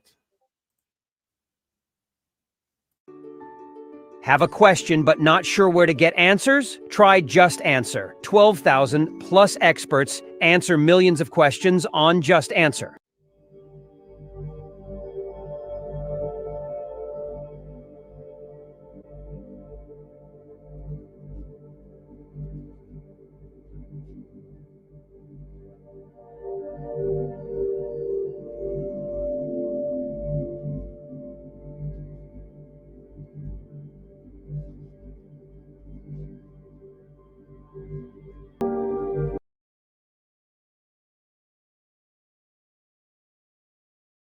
Okay, so maybe that is just an age progression photo, because now that we think of it, how the hell would she have a photograph, or would they have a question, a photograph of that woman? That's another thing I have.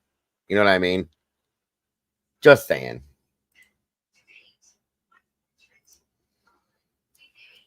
That's interesting.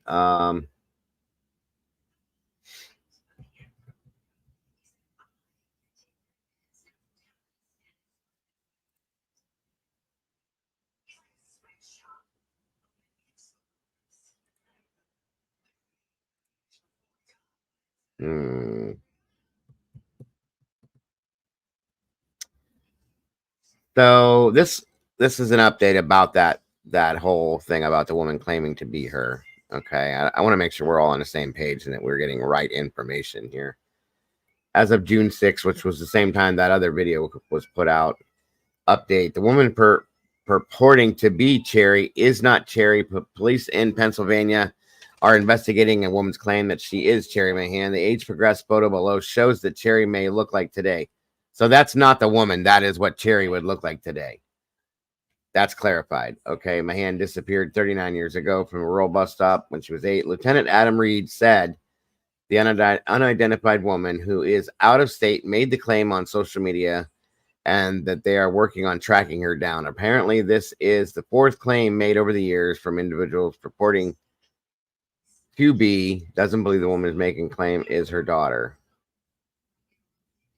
Janice, the Cherrie's mother, does not believe it's her daughter.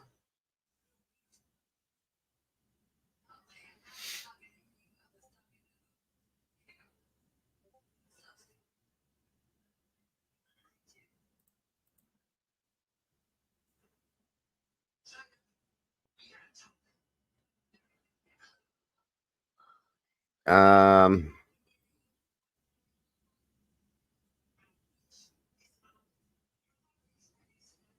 hmm.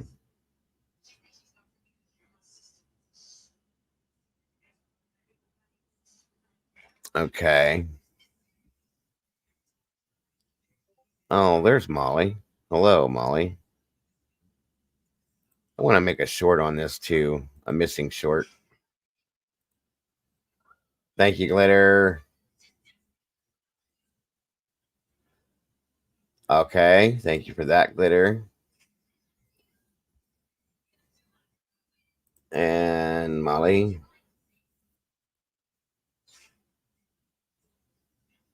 Okay, so that helps with that story. Hold on. Thank you both very much. Hold on a minute, guys. I'm gonna have to throw this up this way.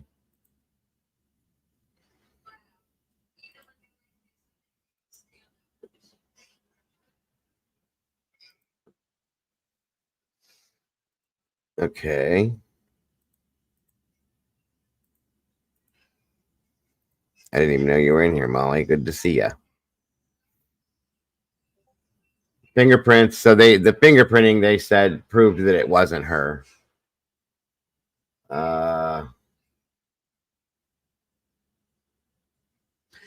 Forensic fingerprint analysis showed that the woman claiming to be Cherrie they did not match the ones of the missing girls, according to the press release from the Pennsylvania State Police. Bertha Casey on social media platform.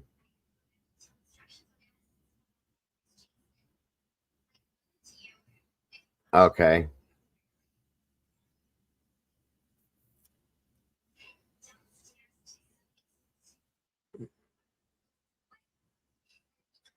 So this is a statement from PA State Police talking about it.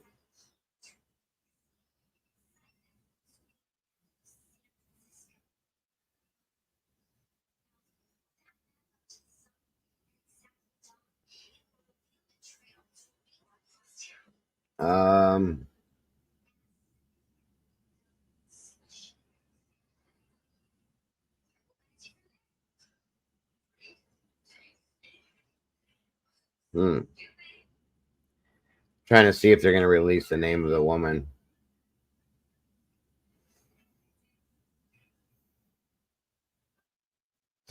Yeah, that's a good point, Glitter. How did they get fingerprints from the other woman?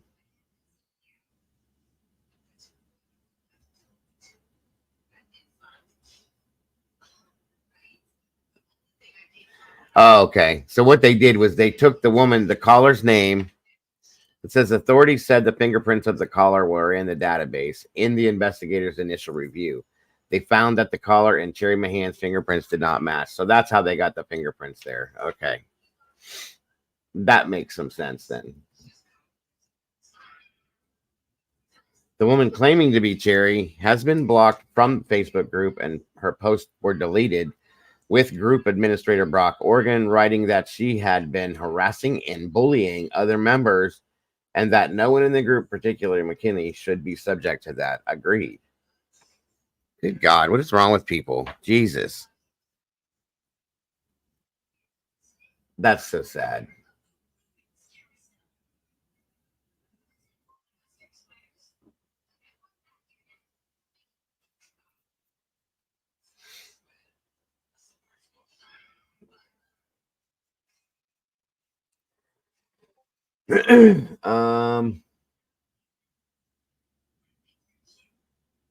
Okay.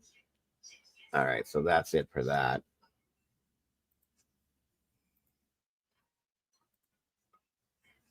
Interesting.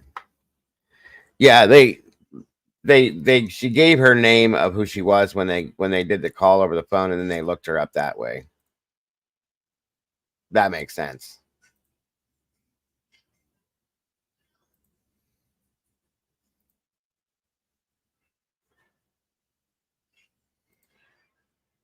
Really, Molly?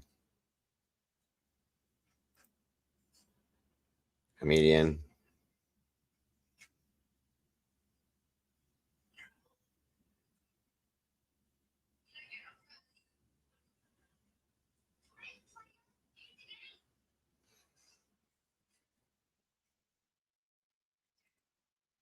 You're a comedian, Miss Molly. I got your email. Yeah, agreed. I agree, Terry. I do agree. And yeah, I got your email, Molly. And also,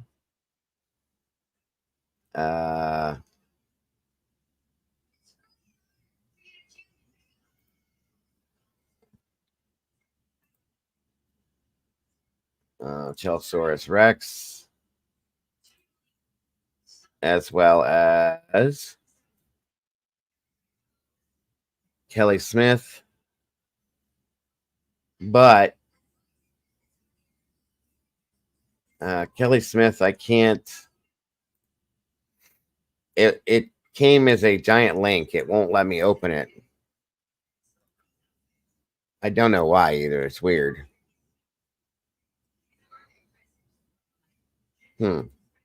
Yeah, it's just a giant link. It looks like a giant Facebook link, but it won't let me open it up. But I got the email and I appreciate it very much.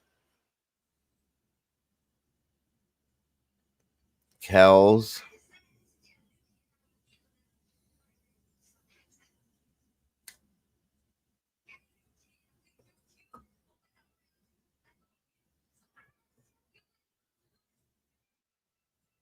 Did you see the letter from Pastor Justice stating that he unalive her? Came in. No, I did not. Where is that letter at?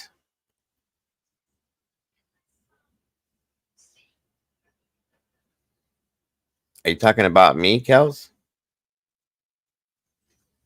Do you have a link for that, Glitter? I'd love to see that, truly. Hold on.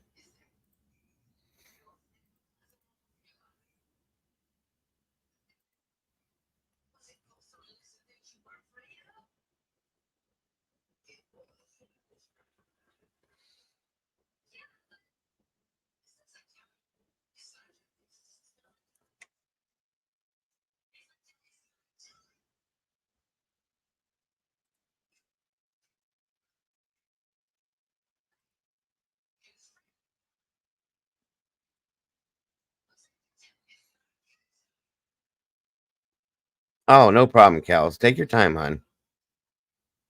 Ah, thank you, Glitter.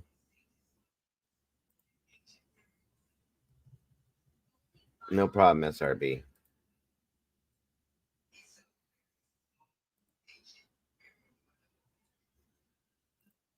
Thank you very much, Miss Glitter. I appreciate you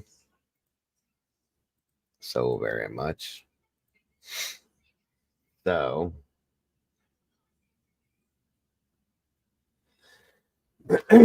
let's see here.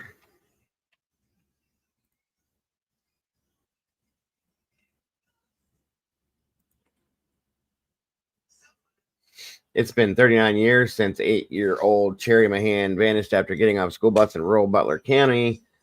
Her mysterious disappearance has been the subject of intense local and national coverage for nearly 40 years.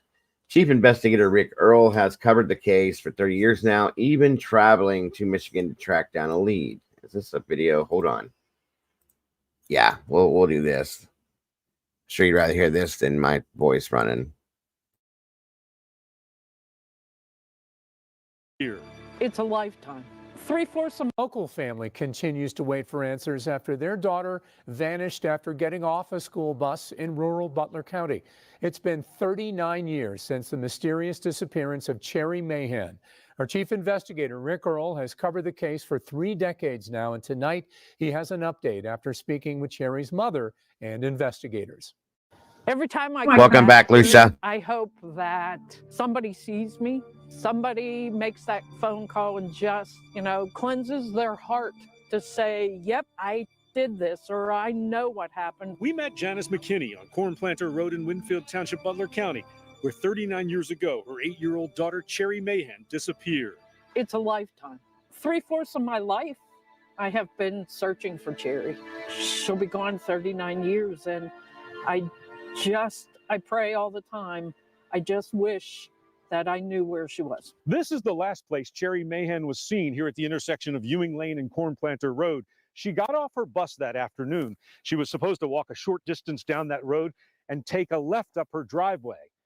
She never made it. McKinney and her husband immediately got in the car and tracked down the school bus. We stopped the bus, and the bus said she got off the bus. Well, first I called my mother, and then I called the police, and then the police were here, Were they here fairly quickly? within an hour. Police then began searching for a van with a skier mural that witnessed. So that's what the van would look like. I've never seen a van like this in my life, ever. I've seen vans that have murals on them, but this never. This looks to me like it was done like homemade. It was not factory made like this. Oh, you're okay, Kels. You're okay. No worries, hon.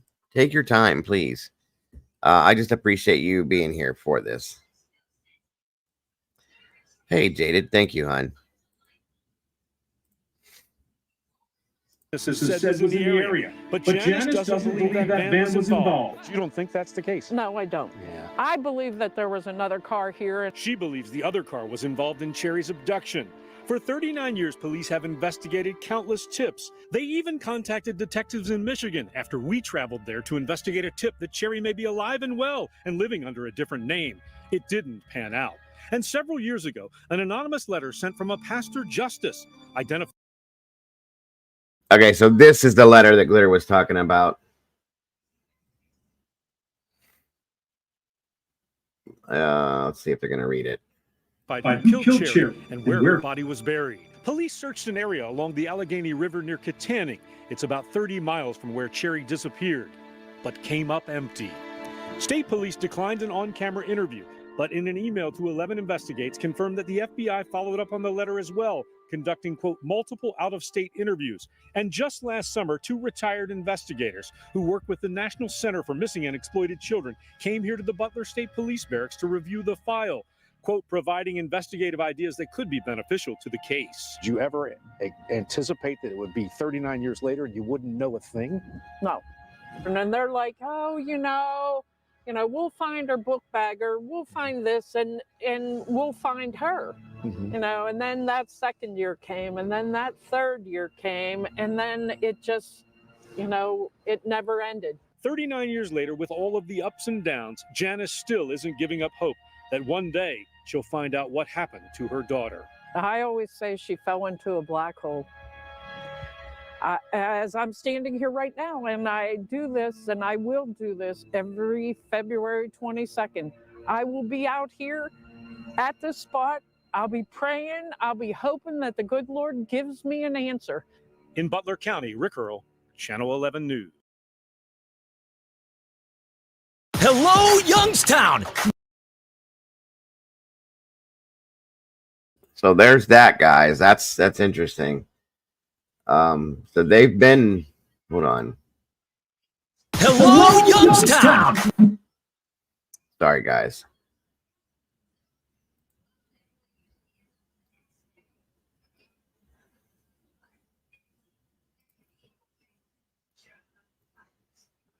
All right. I know, Kim, it's horrible. All right.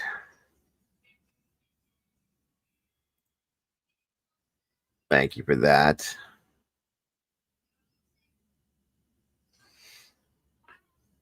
All right. Let's try something else here today. I'm going to try to start doing this more often, too. We'll see what happens.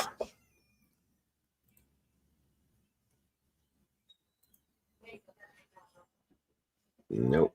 1 second.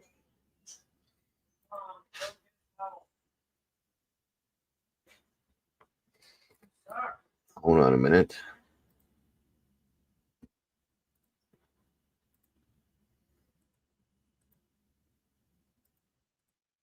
All right. Thank you, SRB, for that as well.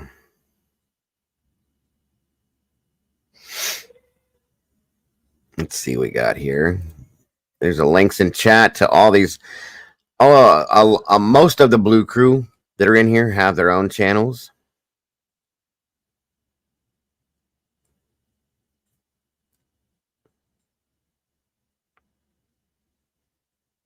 Have their own channels that they're working on. So all these links in chat, guys, please go check out these channels. If you can, subscribe, show a little bit of love and a little bit of support for these amazing these people are just, my Blue Crew is amazing, and they're very creative, and you will not be disappointed if you check these channels out. So please do.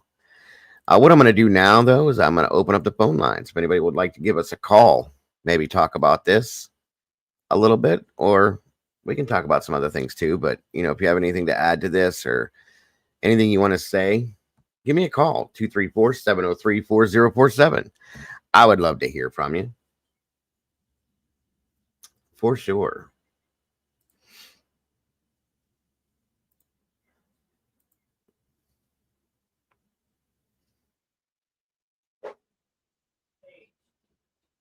Hold on.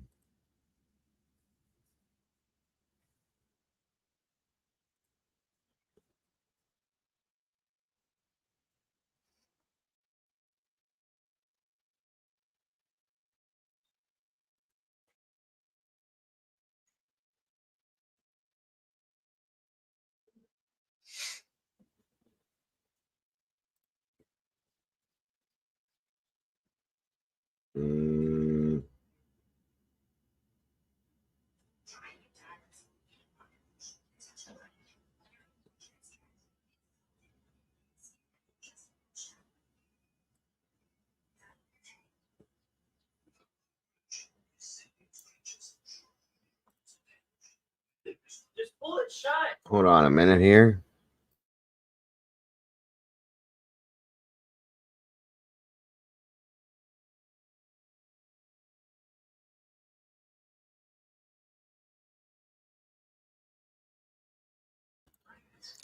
All right, guys. Let's see what we got here.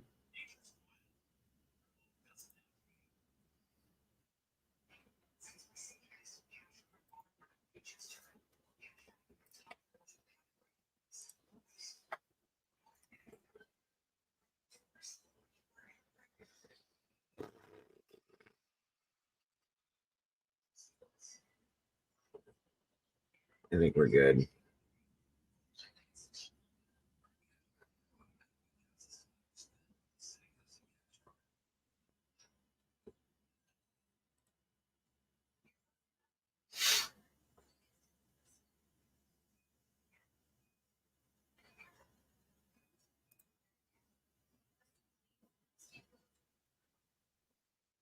Let's see here.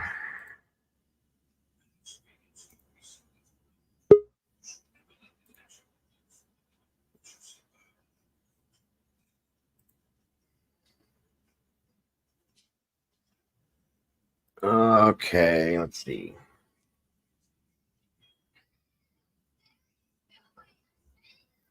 And make sure that that's signed in. Sync is on. I think we're good. I do. Hopefully. Are you sure about that? I think so. Hello. Hello. Didn't want to disrupt your train of thought there. You were really I was paying what? attention to what you were doing. Just trying to make sure everything's working right. I think we're in.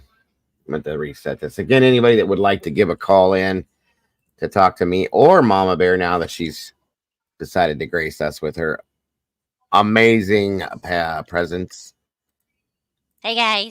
please do. I would appreciate it, as would she, I'm sure.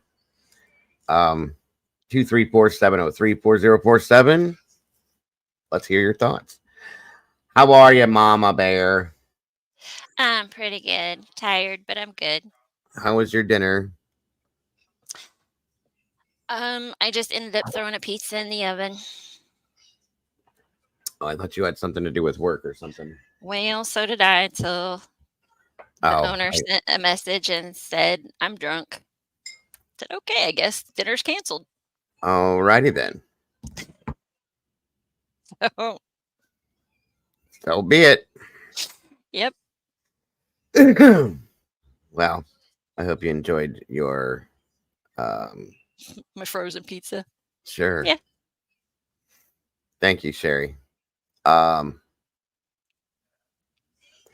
ever heard of this case, Bear? Nope. I thought it was pretty interesting. It 39 years, you know what I mean? Yeah, And that's pretty wild. I want to throw some cold cases in here like this here and again too, if I can, because they're not getting the attention that they probably should. So also, like I said, I'd like to try to reach out to Janice if I can, and see if I can maybe interest her in talking with us, because it's been so long.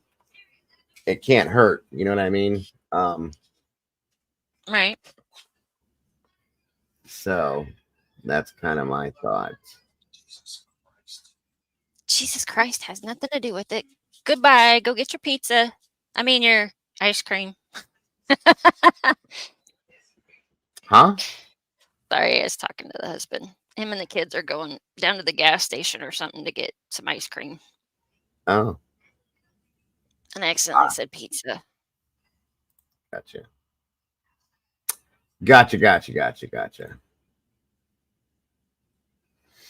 Absolutely. Who else? Terry. We typically eat Tombstone or Tostinos. Just kind of depends on my mood. If I just want, Totinos are amazing. yeah, I like them too. The little square ones. Yeah. God, they're so good. I don't know why I like them, because they're so garbagey. Like, they're so cheap. You know what I mean? I mean, they're so junky. They got square pepperoni, and they're crappy pizzas, and they're cheap, but they're so damn good. I don't get it. There's something about the crust I love. Yep, same here. Weird. It's really strange how much we have in common, considering. It really is. It really is, yes. Very much so. So, okay. Yeah, if they don't have the Tombstone, then we'll get Red Baron. My husband likes what's it called?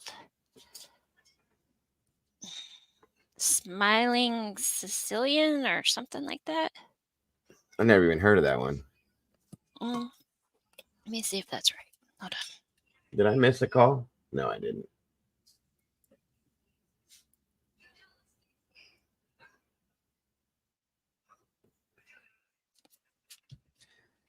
Well, since you're booted me off the screen.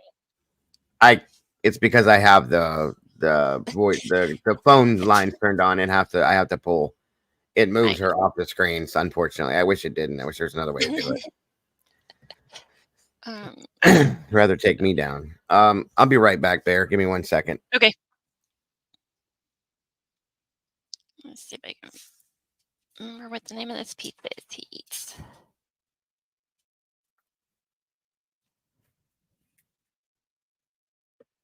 I don't mind rising crust as long as I have some really good cheese to dip the crust in, because I am not a crust person.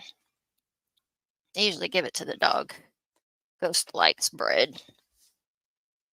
Hey, don't tear that up.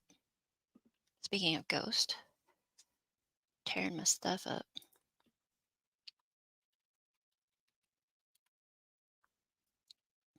All right, let's see if I can find this pizza.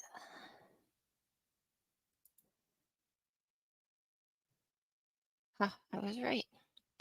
It's called Screaming Sicilian. We get it from Kroger. Let me see if I can.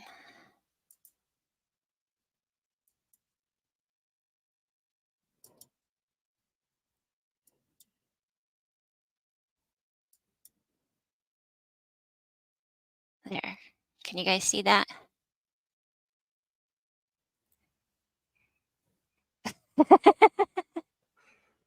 Now we're selling pizzas on here. I've seen that one before. Yeah, that's what he likes the most. They're pretty good. Yeah. My wife I thought made it was Screaming Sicilian.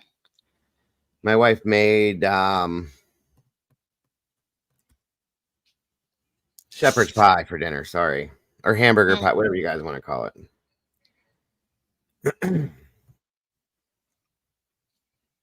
I love it. It's very good. Yep, CZ, you're right. And you know what? On that box, there's a mustache that's cut out that you can take. I've done it before. I didn't realize that. I was tearing up the box to put in recycling, and I was like, wait a minute, there's a mustache. Where'd that come from? That's actually funny, Andy. Angry too. I have a pizza named after me. Yep. Harm the Puffs. I love that pizza. I like Red Baron for the bigger ones. I don't like DiGiorno. I don't know what it is. Something about their crust just bugs me. Now, like if you to order pizza out of the like chain type thing, it would have to be Papa John's is my favorite, which I don't have around here, and I haven't had Papa John's pizza in 5 years. So moving on. I'm stuck with Pizza Hut because I hate Domino's. Gosh, we haven't had chain pizza in I don't know how long. We That- usually do. It's called Paninis, which is a small. We one have here in Genie. town. That's what we get. Giannino's is here. It's a privately owned, family owned. It's really good, but it's also stupid expensive. I have no idea. Why do you keep falling out the windows there? That's Cherrie. You did that the other day too. We're gonna have to put like bungee cord on her or something so she can just fling right back in. There we go. Sounds good. Speaking of food, I got to go to dinner. Thank you so much, Diego. I'm happy to be. Yes, by the way, Kim, her 21 month, just like yours, popped up today. And I know she's not here very often, and I didn't do it because I want her to have to do anything. It's not for that, but because she's been with us so long, as a reward for that and in a show of appreciation, I made her a standard moderator so that she's part of the. Congratulations, Kim. Absolutely. And we love you, Kim. I appreciate you being here with us for so very long. God bless. And enjoy your dinner if you will. And I hope to see you soon. Guido's. Guido, what'd you call me, Terry? What'd you call me? I had a friend that he went by Guido. But I've heard that they're very good. We don't have one around here. You hungry again? Giannino's is amazing. Yes, Giannino's, their JoJo potatoes and their chicken is very good as well. They make good sandwiches too. Absolutely, Kim. Enjoy and be safe out there. Tombstones are okay. I don't know. Oh, Glitter says congratulations with the one red. Every time I see one red balloon, it reminds me of it. You know what? Lucia's right. The frozen pizzas you get from Aldi's are actually pretty good. You know, I might try and switch it up. I haven't for a long time. I've shopped at Kroger for years upon years upon years, and maybe I'll switch it up and try Aldi. Aldi's first off, price wise, financially, they're way better. And I get what you're saying about wanting to shop at a name brand market because we do that. We have Sparkles here, and we have Giant Eagle, and Shop and Save, and IGA. Those are our name brand markets here. But yeah, their JoJo's are the best in the country. I swear to God, they are, Glitter. But if you want to save money and still get decent products, Aldi's is not bad at all. It's a German-based company, and you get a lot of strange name things in there, but they do like it's good stuff. You know, I can't complain. I don't buy my meat there if I don't have to. That's one thing I'll say. And it's not because it's bad. It's just because I don't. When I go looking for meat, I'm very weird about that. So, but other than that, I love Aldi's. I do. I think I might try that. I'm telling you, you'll see. I don't know. When we were going to Giant Eagle like forever, because we were those people that has to have name brand this and all this other shit, you know what I mean? And because you didn't trust it. But if like where we would spend $300 and get $300 worth of food from Giant Eagle, we could get 150, spend 150 and get the same amount from Aldi's. Does that make sense? Yeah. Literally half. It cuts it in half. We do have a Myers, Glitter. It's all the way in Niles, though. I don't want to go clear out the Niles. We got Meyer too. They just opened up here. Stuffed crust. It's okay. Don't let it get even remotely cold because it hardens and it's gross. Somebody in the chat said stuffed mushrooms. I love stuffed mushrooms. Love stuffed mushrooms. I love mushrooms, but a lot of Aldi's is organic and non-GMO, correct. It's another good thing about them. And baklava is favorite. Baklava is so good, but it's like nothing but pure sugar. So I didn't know they had baklava. Okay. Add extra cheese. Yes. So Bonnie's a cheeser. She likes cheese. Hey, Mittens. Good to see you. Only like mushrooms if they are cooked. Yeah, because that's me too. If they're raw, it's like eating styrofoam. There's nothing there. Mama Rosa. I've had that too. It's not bad. I like to go mushroom hunting, but I'm not going to eat it. You like picking things out of shit? Yep. Okay. So be it. So be it. So be it.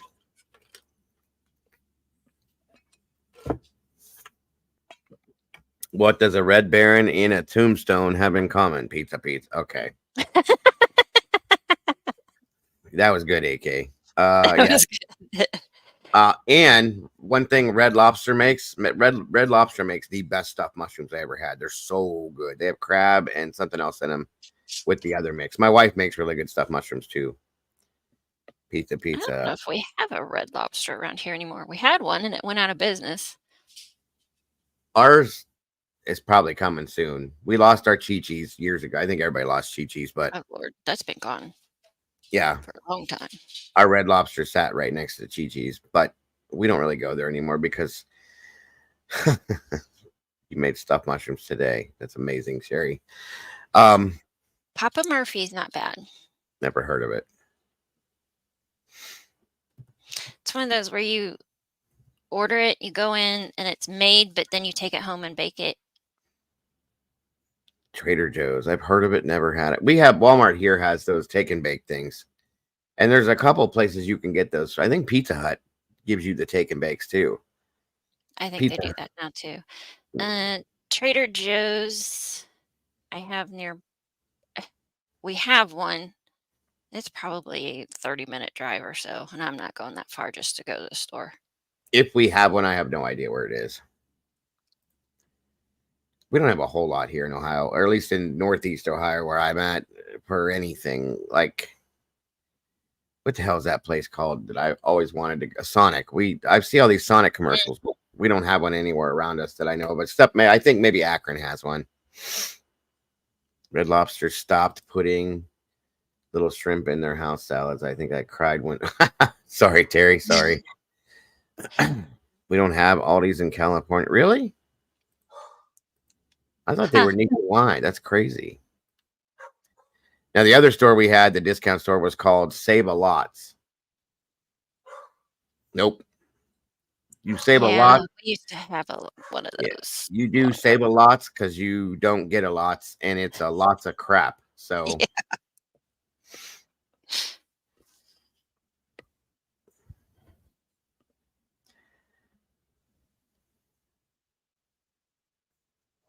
almond roca cheesecake for dessert. Shut up, Molly. Talk about that kind of stuff when I can't have it. Hey, mystery. I see you, Mittens. Stop talking about. I wish I crave cheesecake sometimes, and we don't It's all have my it. fault. Jep. Who started a food conversation? You did. I did. Well, Same. technically, you did because you asked how my dinner was. Same on you. Wait, what? I work for this company called Ate a Lot, remodeled Wendy's. I like Wendy's hamburger, so do I. I've seen some crazy ass shit. I did it for like 9 years. Gotcha. Thanks for the info. I tried the other day. One of my kids brought me over this. They went to Arby's and brought me home a cheeseburger from Arby's. Hold on, what? That's what I said. And I'll be honest with you, it actually was not bad. It's called a Wagyu burger. It's that Wagyu beef or whatever from Japan or something, or supposed to be. It's like the best kind of ground beef you can get, I guess. Anyway, and it's a Wagyu burger, bacon, cheese thing. It was actually really damn good. For coming from Arby's that don't make burgers, I was surprised. Wagyu is grass fed. That's what it was. Thank you. Sorry. Thank you, Terry. It's actually pretty good. You know what? I used to love Subway.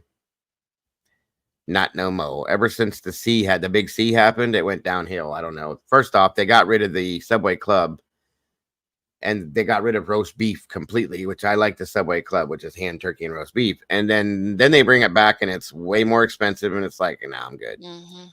I like the we have a couple places around here that make like subs just like Subway, but they're way better, way bigger. Subway subs are like this big for a 12-inch. It's ridiculous. And it's about this big around. Okay. Yeah, we had Subway the other night, and I opened it up, and I asked my husband, I said, where's my bacon? Because I got a BLT. And he's like, I think there's a piece right there. See? I was like, that's what I mean. That's it's ridiculous. AK says, I'm an illustrator designer, but I really love to cook. I'm a sous chef. But awesome. Good for you, bro. That's interesting. Awesome. Absolutely.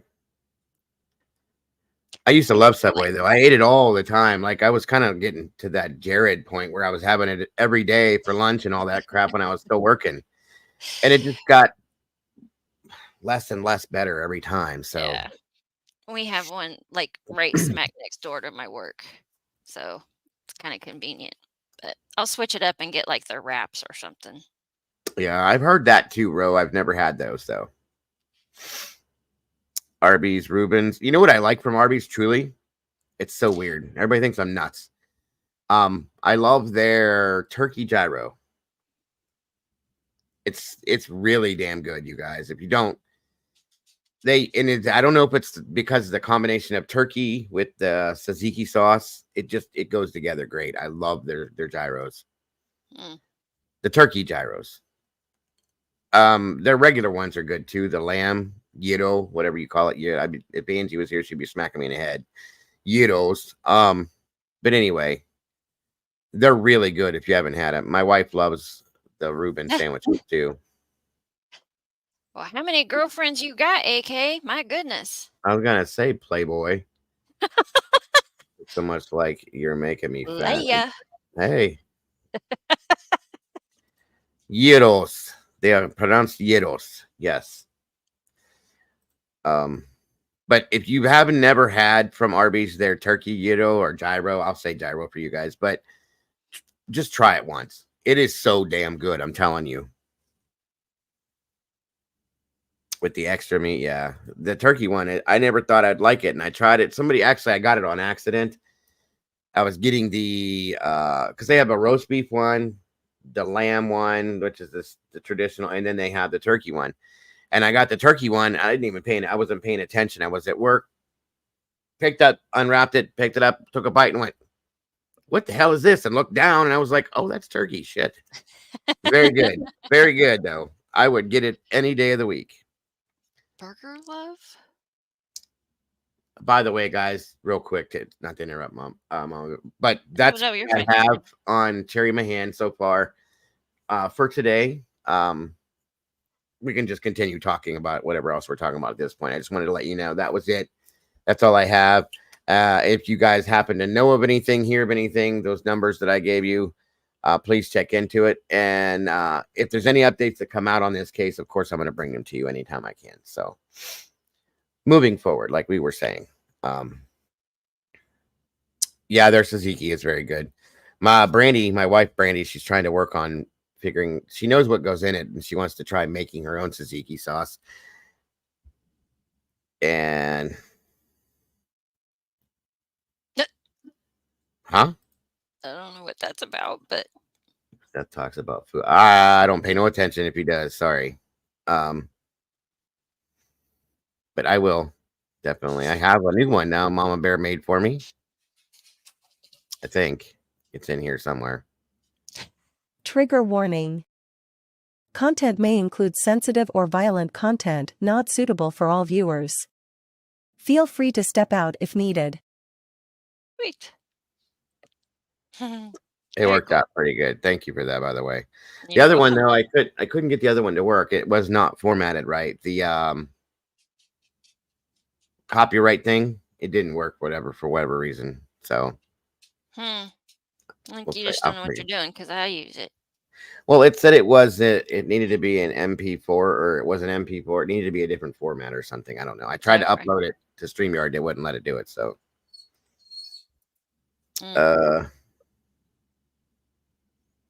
yes, Wendy's chili is very good.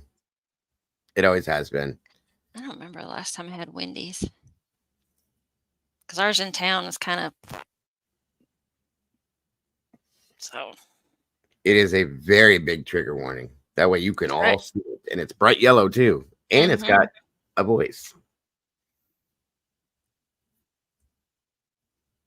I can't handle. So do I, Bonnie. I put that on everything. I even save them and grab extras to bring home for me. What was I saying? I'm so over Pizza Hut, because that's all we really have here that's any good, and it's always wrong. They don't make it like they used to. I used to love the Pizza Hut pizza. When you would go into the restaurant, sit down at the table, and they would put it on your plate. It was so good then. It's not like that anymore. I would rather get the store bought Wendy's chili than to go to the restaurant. I never had it. I didn't even know they did that. I mean, it tastes the same to me, but I just don't trust our Wendy's. I like Wendy's chili because it's kind of like, I know people get, I think it's watered down a little bit, and I like that. I don't like super thick chili.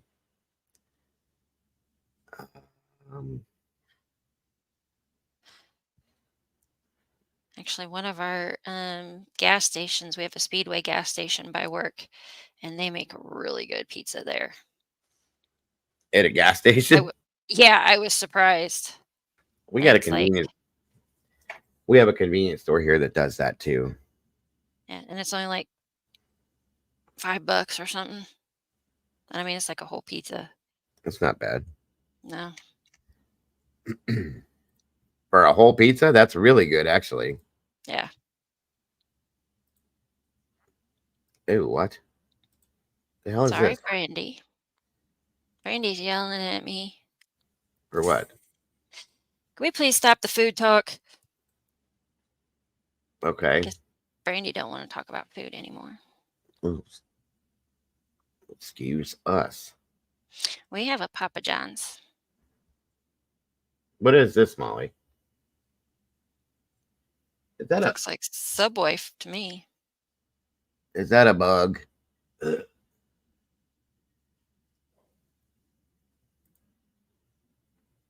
Oh, hell no. Nope. Nope. Sorry. Nope. As long as I don't know what's in there, it's all right.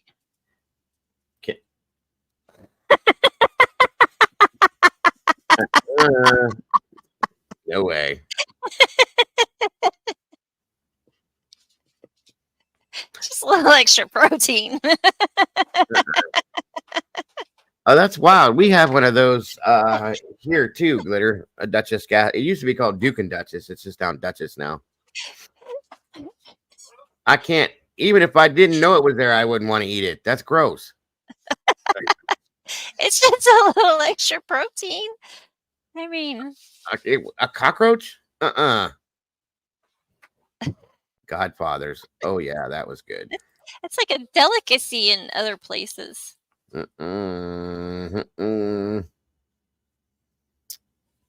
Mystery just said that just killed any appetite I had. Right, Andy? A little crunch to your lunch? I didn't. Somebody clip that real quick. Go back. Bonnie clip said, it. "Okay, I'm done." Little Caesar stuffed cheese crust, stuffed crust. I apologize if you can hear my mutants in the background. No, that's fine. I don't like Little Caesar. I like Little Caesars back in 1991. Back then, they were really good. We used to get it all the time. It's so much No, different. Brandy, you're fine, honey. I was teasing. It's okay. No big deal.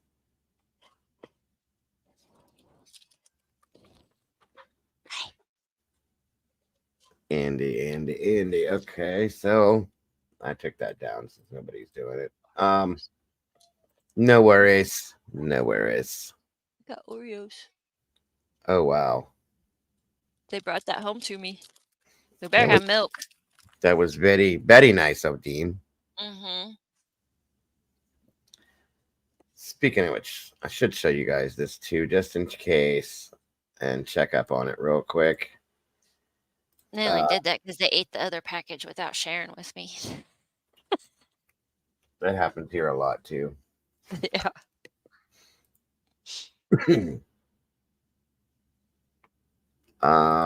Let me see. So.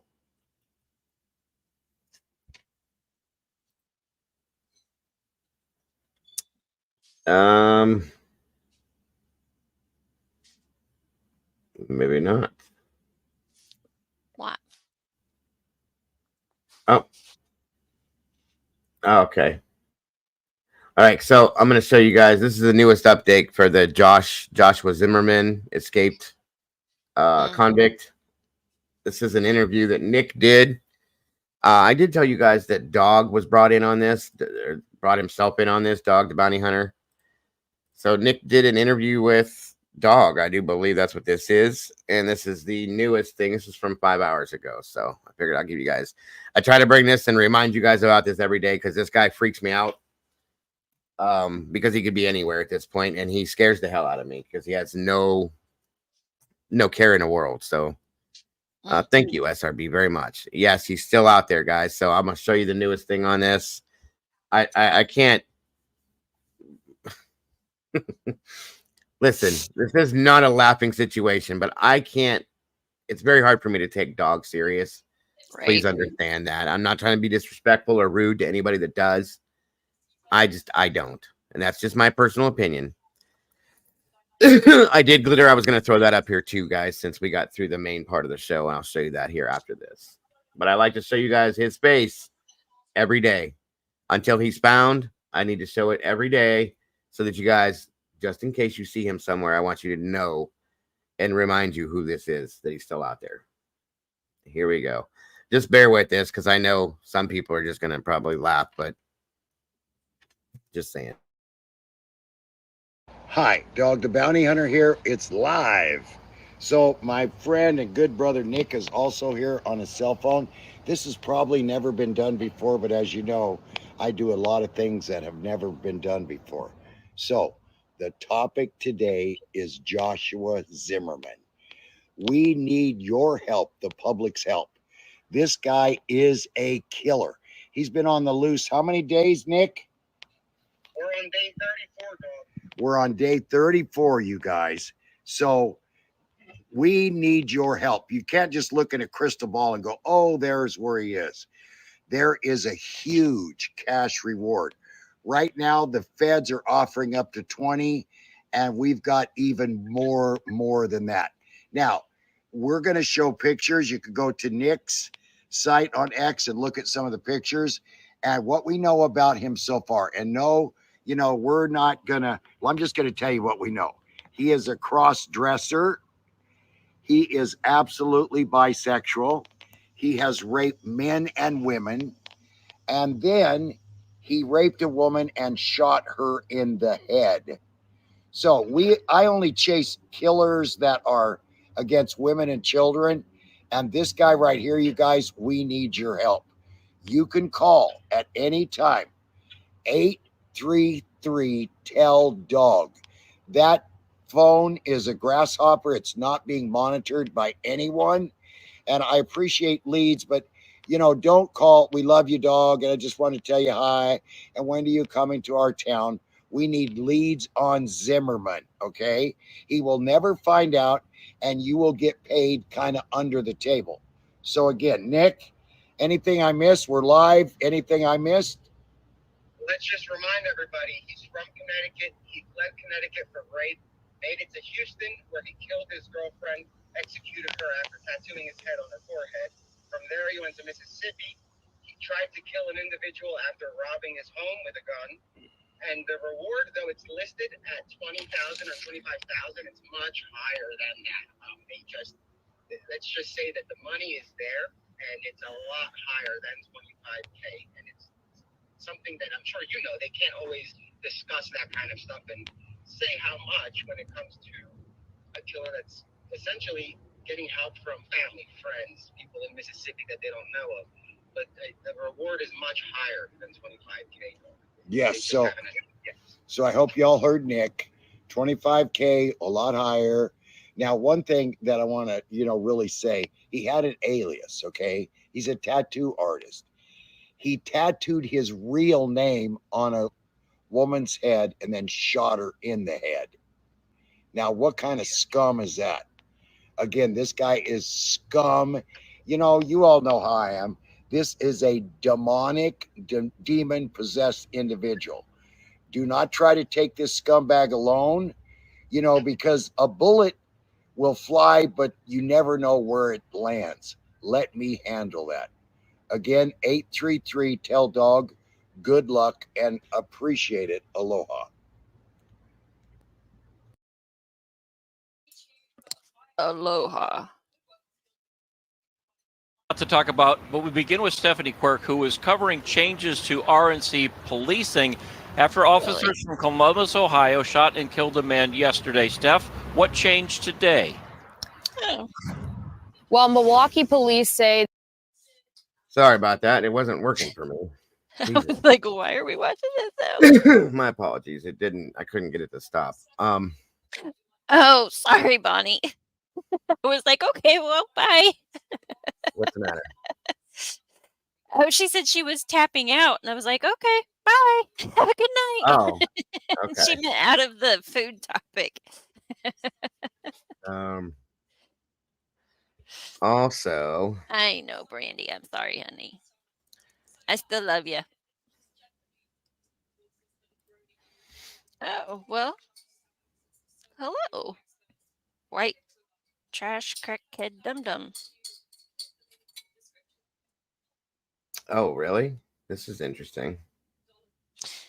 Hey, did you hear the story about the 6 people in Bangkok that were poisoned in their hotel room?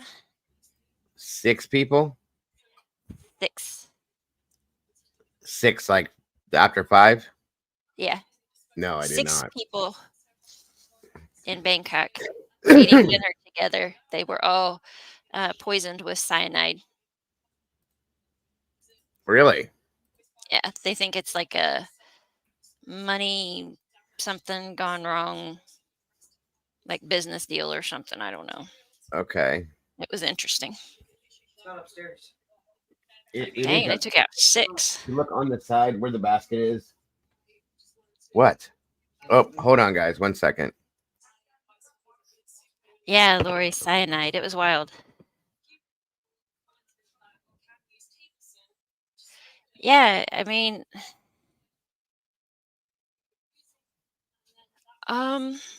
they were there on business, I believe, B, if I remember right.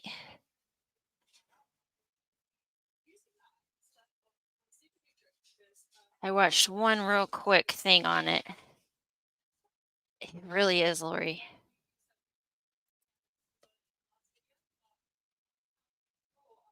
Yeah, that's a little scary.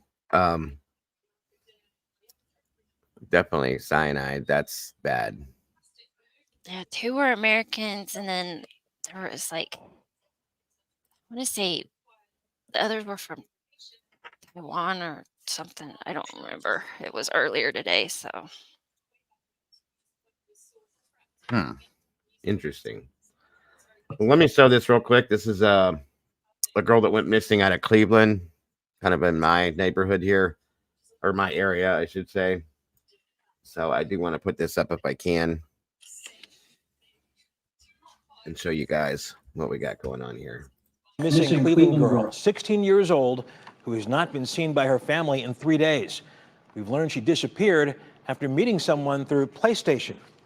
Our senior crime and justice correspondent, Lydia Esparra, spoke with some of those looking for her and has the latest. This is Desmarie Alicia.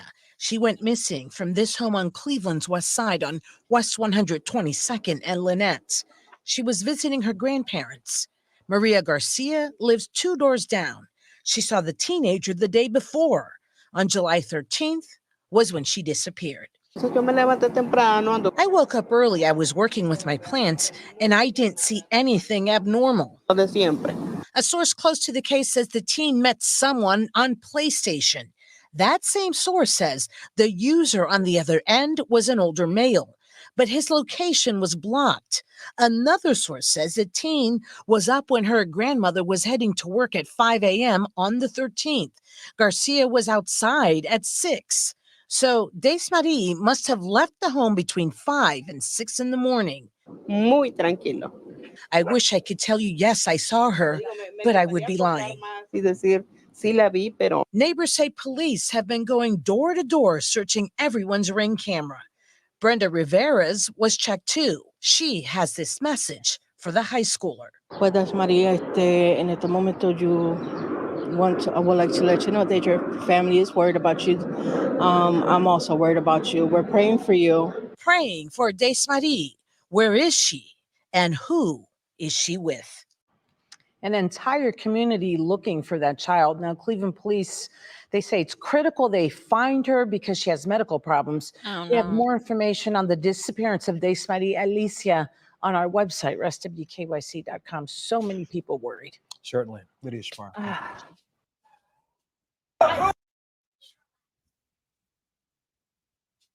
So unfortunately, there we have another missing child, 16 years old, Desmarie Alicia, out of Cleveland, Ohio. Probably not, SRB.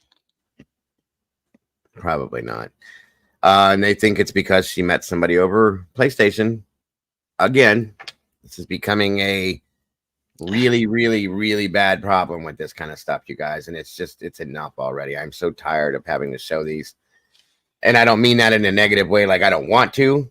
I'm just tired of having to have to because there's so many of them. Do you know what I mean? Right. Very, very sad.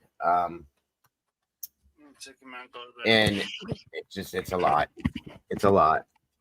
So, let's see here. 6 people, including several American. Okay, here we go, guys. This is what Mama Bear was talking about.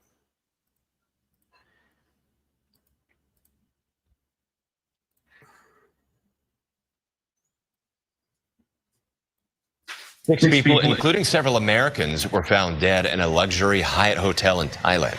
Thai police say the bodies were discovered Tuesday at the Grand Hyatt Iranian Hotel in downtown Bangkok. Police suspect poisoning could be to blame due to foaming at the mouth, according to officers. The 5 bodies were found by hotel maid. 1 body was found outside. Thailand's foreign ministry says the victims were 2 Vietnamese Americans and 4 Vietnamese nationals. An investigation into the deaths is underway. That's a story out of Thailand that seems straight from the plot of a murder mystery. It really does. 6 people, including 2 Americans, are found dead in a hotel room, and one of them may be the killer. Bangkok police say they found cyanide. It was inside of a teapot, all 6 cups, and in blood samples of the victims. It was ordered from room service, and investigators say security footage revealed no other visitors to the room. The U.S. State Department says it is aware of the incident. Investigators believe one of the 6 people poisoned the others, possibly after a financial investment went bad. Police are investigating the mysterious deaths of 6 people, including 2 Americans in Thailand. Police discovered traces of cyanide in cups where the bodies were found. The deputy police chief believes one of the 6 people caused the deaths. While Thai police search for a motive, the main theory at the moment is a financial investment gone bad. The U.S. State Department says it is aware of what happened. Isn't that wild? That's crazy. I keep listening to it and I'm like, wow, it was 6 people just taken out. Just like, Well, the weirdest thing is that one of the people taken out seems to be, they're believing to be the person that did it. right? That's even crazier. Like So it it's was more like like a murder, like unaliving. a suicide pact or something. Yeah. And you can't ask anybody because, well, they're gone. Yeah, cyanide's traceable, definitely. So therefore, maybe it was a pact between them all. What's the other one that's hard to trace? Arsenic? Yes, The arsenic that's hard to trace. arsenic. Hold on a minute here.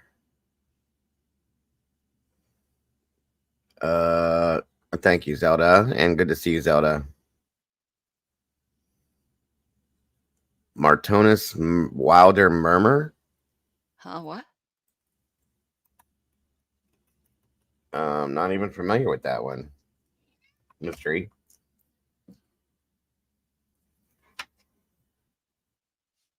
Oh, wait a minute. I know what you're talking about. Yeah, this is out of Columbus here. Hold on. Groucho. What's that? Stop it. Cat scratching on the wall. Here we go. We have located. Here we go. Thank you again, Zelda. By the way, thank you to anybody that purchases and sends anything my direction from this wish list, guys. I hope you know how much I appreciate it, how much it means to me. It's very, very helpful for all of my stuff here, especially when people are sending the coffee. God bless you. That is so amazing. So thank you for that. But yeah, this is interesting. 911. What are you saying 911 for, Cherrie? I'm confused by some of their. It smells like almonds. Oh, they're talking about the arsenic stuff or something like Oh, that. I'm like, what? Yeah. Yeah, definitely. Okay, here we go. A body who we believe to be Martonio. We have located a body who we believe to be Martonio Wilder, located inside of the home. A young life gone too soon. The community left stunned. I was leaving yesterday for a job interview. She showed me a picture of the boy. Have you seen the mother? Okay. I said, have you seen my son? Hours later, I come back from my job interview, and it's a crime scene. Please, can I get a school dinner? My 8-year-old son ran away last night. We all went to bed at like 9:30, 10 o'clock. My back door was wide open. Had he done this before? Yeah, but we found him though. He had jumped out my window before I found him inside of my house. He just keeps trying to run away. I don't know why. He said he hates me. LaShonda Wilder and girlfriend Jonna Lowe both turning themselves separately Saturday evening after being on the run from Columbus police. I think it's a tragedy. This is the scene Friday night, hours after police were called to the 1000 block of Olmsted Avenue. Officers began looking for 8-year-old Martonio Wilder after his mom claimed she had not seen her son since he went to bed Thursday night. Officers say throughout the search, Wilder and Lowe became uncooperative during the search. The police report says LaShonda Wilder did not want a canine officer in her home. Neighbors in the area shocked. Even though he's up in heaven with God right now, he shouldn't be. He should be right down here being a boy playing. But instead, he's up in heaven. Police records show at 6:20 Friday evening they made the horrible discovery. The young boy was found dead in a trash bag in the attic. The mother and girlfriend leaving the scene without telling police. A brief Amber Alert was issued for Wilder's other 2 young children and canceled hours later after they were found safe. Lowe's mother, Mary Johnson, has been charged with obstructing justice.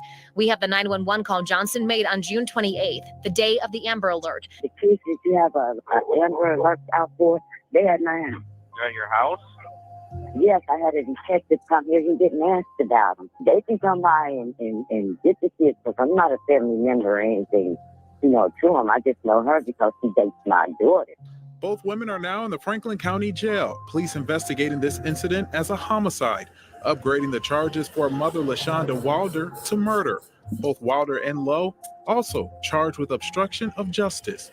Neighbors in disbelief of a young life gone too soon. It's just the fact that it's sad. It's sickening. He always comes by my house asking if he could catch a kitten off my front porch, which we have a lot of kittens. We see him every day. He walk by, and he was always by himself. 8-year-old Martonio Wilder will no longer walk through the neighborhood looking to play with animals. Neighbors want justice. It's sickening that something happened, but you walking around neighbors house to house to see if you see my son and you know what really happened to your son. That's sickening. According to the court documents, Martonio suffered a deep neck compression. New records from the Department of Public Safety show police were called to her home 13 times over the last 18 months. Earlier in June, police were there responding to a disturbance. CPD was also called to her home 3 times for domestic violence, twice for domestic disputes, and even for a stabbing. I think everybody feels like they played a part in the failure. LaShonda and Martonio's family members telling us they tried to help. Sometimes we were literally begging to step in and be there, and she was really stubborn. Martonio's cousin sharing her concern that she didn't see the signs that something was terribly wrong. I missed it. This has opened my eyes in so many ways you guys don't even understand. Police said both Lowe and Wilder turned themselves in at Columbus Police Headquarters. But our cameras were at Lowe's home, where there was a big police presence. Neighbors say Lowe was just taken into custody there. She was handcuffed. They came in, patted her down, and shortly thereafter, they came and took her away. New reports we obtained Tuesday confirm she was arrested at her home Saturday afternoon after she called police saying she wanted to talk to detectives. Yes, ma'am, what's your name? This is John Law. I'm ready to talk to the detective. For the 8-year-old that was found dead in his mom's house. I'm the girlfriend. Okay, we'll get him out there. Just wait for us. I'm here waiting. I'm ready to talk. I don't have no weapons. I don't have nothing. That's why I'm calling y'all to come and get me. I don't need no guns drawn or nothing. I have no weapons. I ain't did nothing. I understand. Here are the documents we got from the prosecutor's office. Both women face a list of charges including murder, abuse of a corpse, assault, child endangering, and tampering with evidence. Ms. Wilder admits to locking Martonio and Mikkel inside a small coat closet where they slept at night so they could not sneak out for food. Attorneys also say the 2 women admitted to using an extension cord to choke Martonio and that they beat him on June 26th, just 2 days before his body was found in a trash bag in the attic of Wilder's Milo Brogan home. He don't even know why his mom is beating him with a rock. And then on top of that, then you gonna strangling with cords?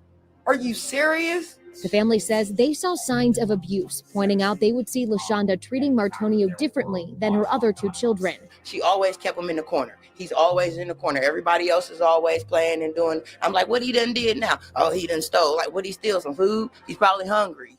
We know Franklin County Children's Services has been involved with the family since May of 2022 and offered several support resources to LaShonda. The family tells us the caseworker allegedly did not follow through. Here, go for counseling. Here, do that. But did y'all follow up? Did y'all check up on that? No, y'all did not. Y'all should have removed them babies from the home.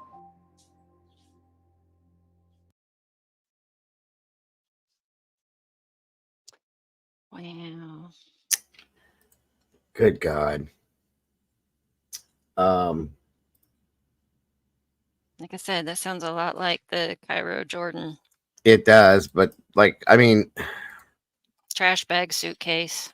stop having kids. If you don't want to have kids, then stop having them, for Christ's sakes. I'm so tired of seeing shit like this happen.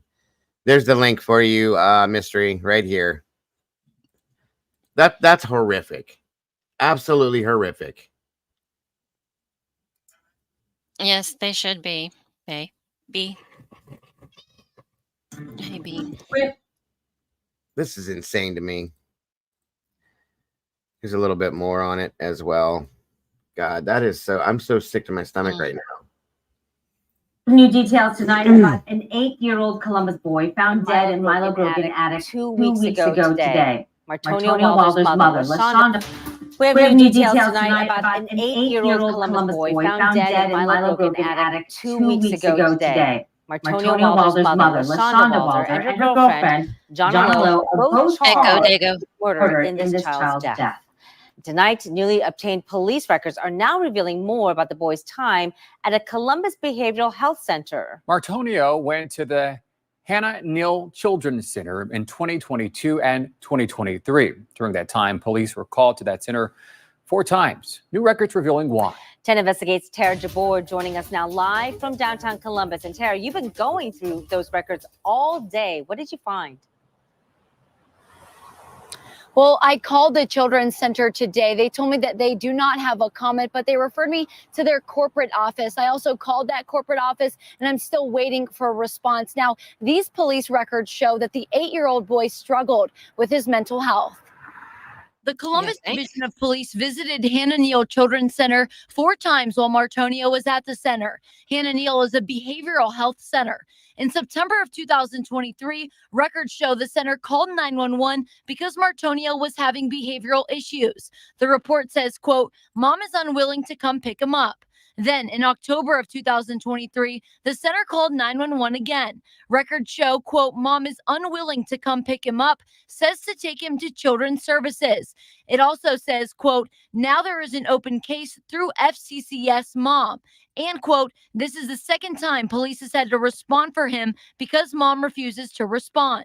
Martonio's past is something his extended family says is heartbreaking. Rochelle Knight is his great aunt. She questions the system and wonders if they did enough for Martonio. I'm just so glad that Martonio is in peace, because who knows how many times that it kept being slide under the record, and how many years and how many months and how many days that he would have had to suffer. Sia Glover, Martonio's cousin, says LaShonda was resistant to letting the family help her with the kids. There were a lot of people who tried to love him, and she literally took him away from him. You know, it's like a whole new level of selfish. You know, it's like, okay, it's one thing that maybe you are going through something. Glover says they knew LaShonda was troubled, but they thought she was turning her life around. She wouldn't let us come and just get him. You know, then she wants to say, you know, he's so bad on one hand, but then it's like, okay, well, if he's so bad, let me come get him. No, because I know you got stuff. No, don't try to, you know, think for me. If I'm telling you that I'm willing and I can help you, let me help you. Martonio's extended family says they are a small family, but close. They told us they never thought something like this would happen to an 8-year-old Martonio. LaShonda has one of the most loving families ever. Like, there's no reason for her to be filled with so much hate and whatever evil is, you know, in there. Now, we spoke to a representative from Children's Services today. He told us that they are working on getting us those answers that we're looking for. Reporting live in downtown Columbus, Tara Jabor, 10 TV News.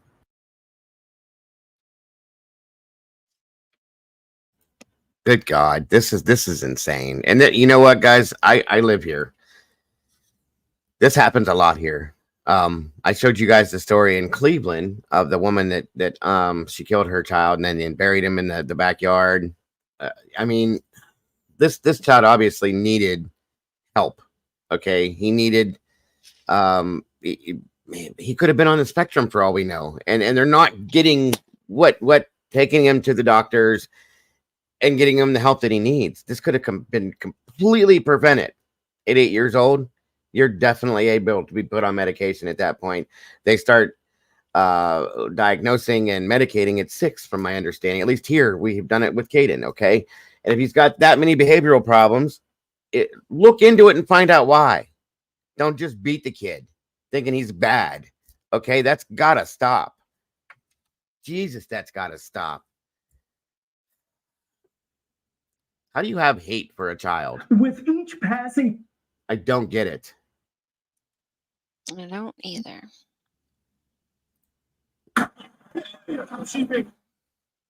I guess this is the arrest for the other one, which I thought was a man. I'm sorry.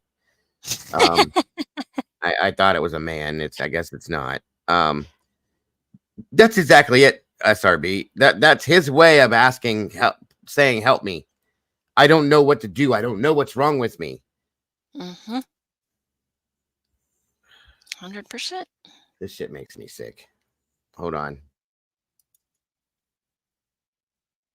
Yeah. She's being cooperative. You might switch out cuffs with me. Yeah. A low can be heard on an officer's body camera speaking to police for the first time, telling responding officers she was all set to talk to investigators following the death of 8-year-old Martonio Wilder. I'm ready to talk to the detective. Okay. Well, what we're going to do is we're not going to ask you really any questions. That'll be for the detectives. Police say the young boy's body was found just a day before this interaction. The 8-year-old discovered hidden in this Milo Grogan home back on June 28th. Lowe, along with Martonio's mother, LaShonda Wilder, both behind bars. Our team uncovering details in this case, including a history between the Wilder family and Children's Services. This video and evidence collected by police expected to be key in the court case moving forward. We have new details tonight about an 8-year-old. Where the hell is CSB when this shit happens? This child was failed by everybody. His family, them, law enforcement, any of that. If there's that many police reports and that many CSB reports, what the hell? Why was he still in the home, and why wasn't he permanently put into a facility if it was that bad to be diagnosed with something medicated and possibly helped? There's no chance of it now. God damn it. This document states that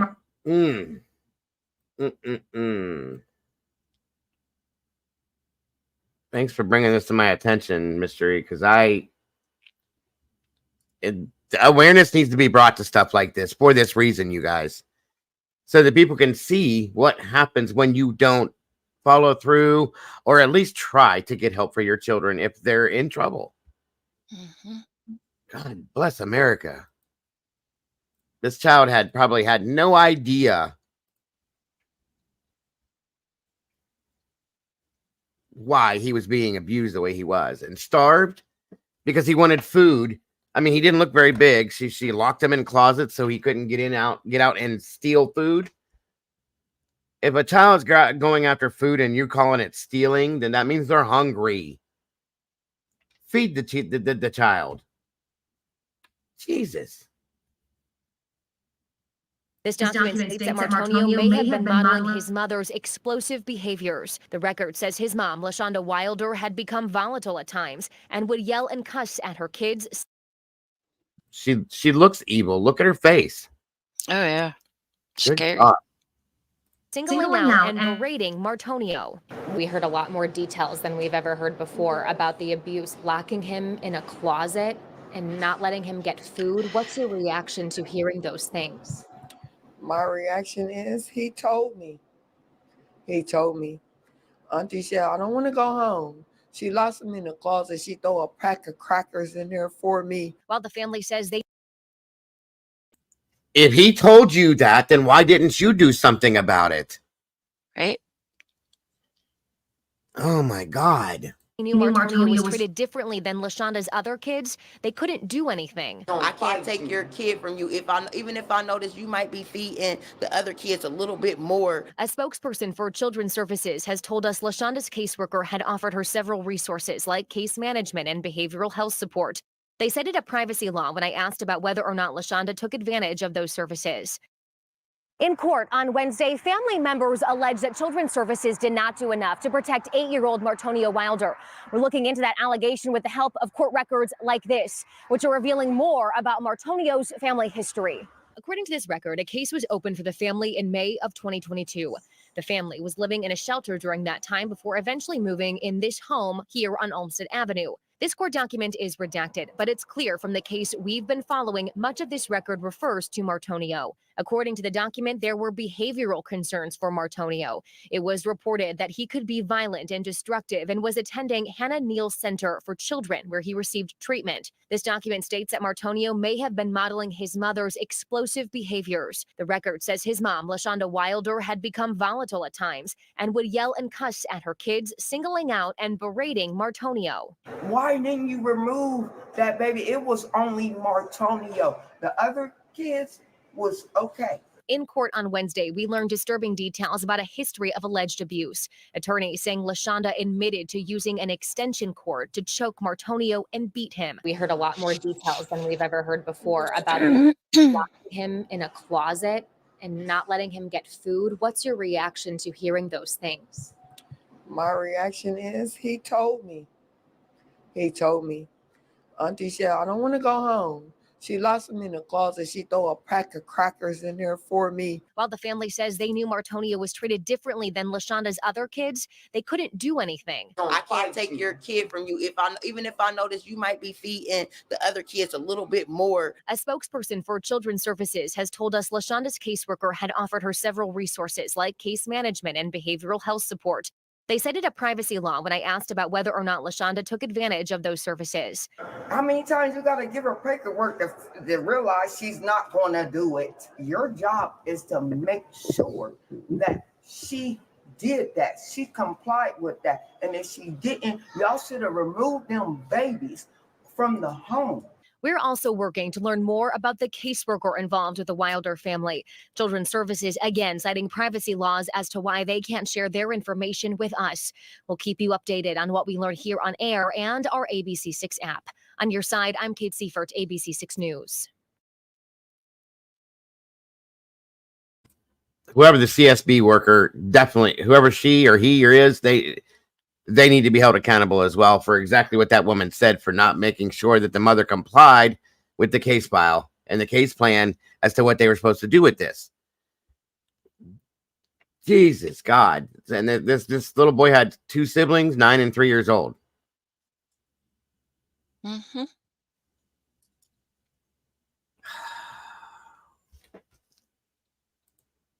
This document states that Martonio...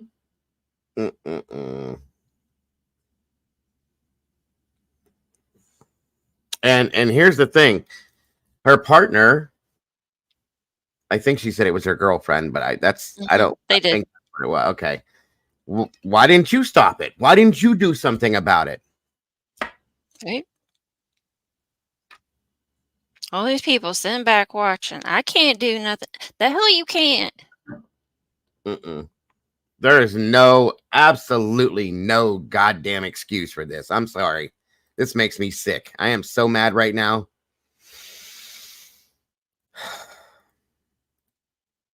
Here comes that screaming Sicilian.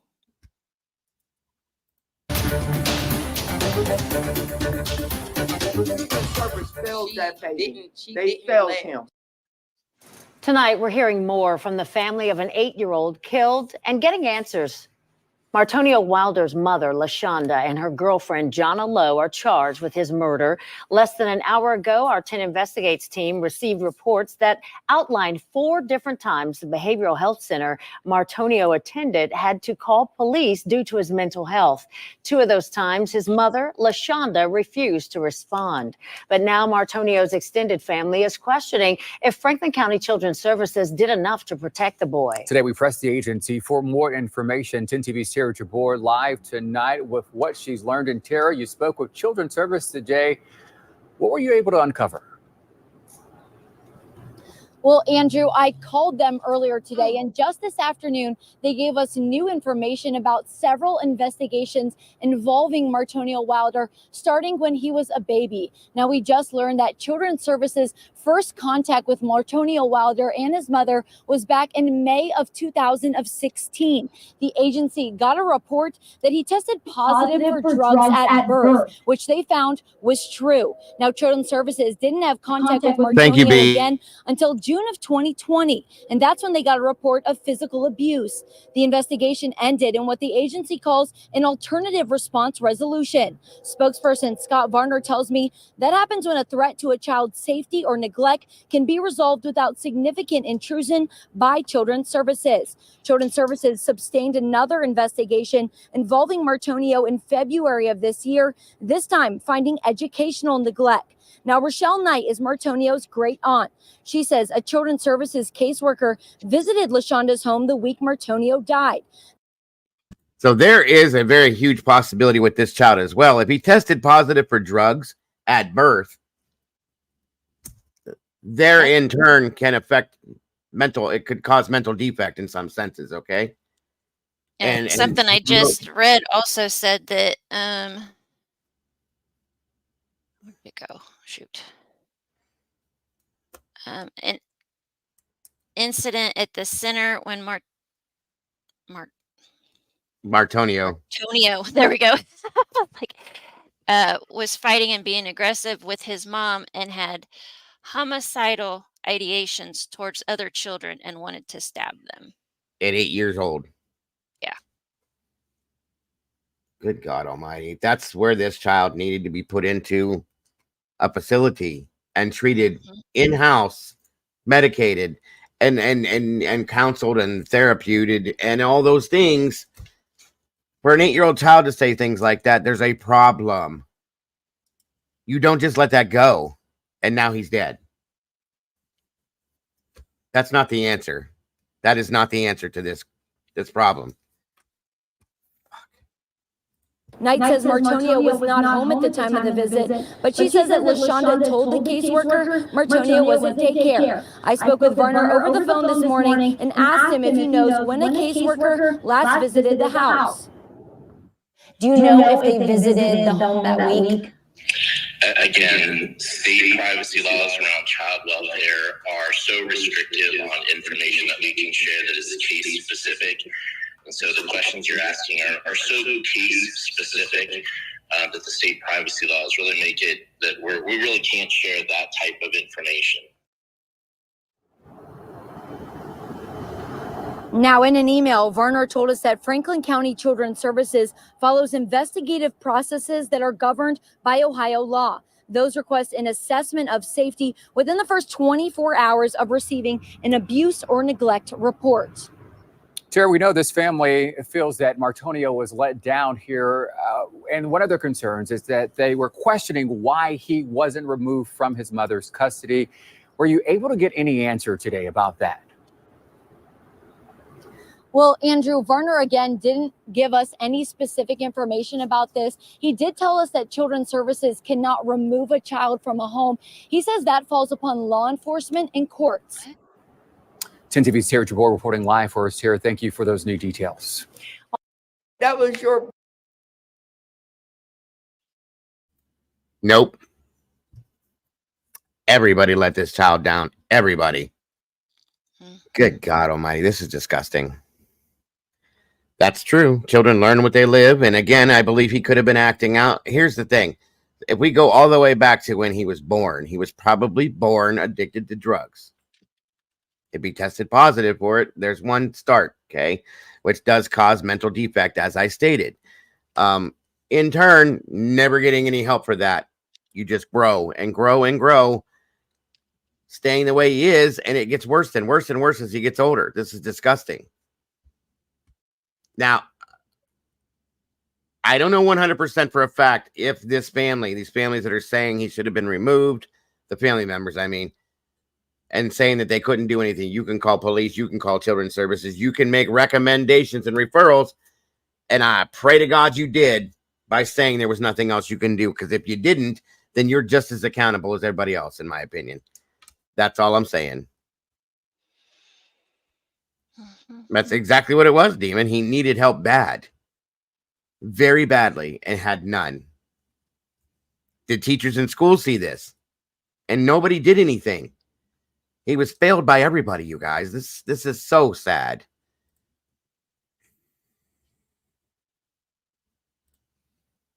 I'm glad you got the help you needed, CZ. Absolutely. Absolutely.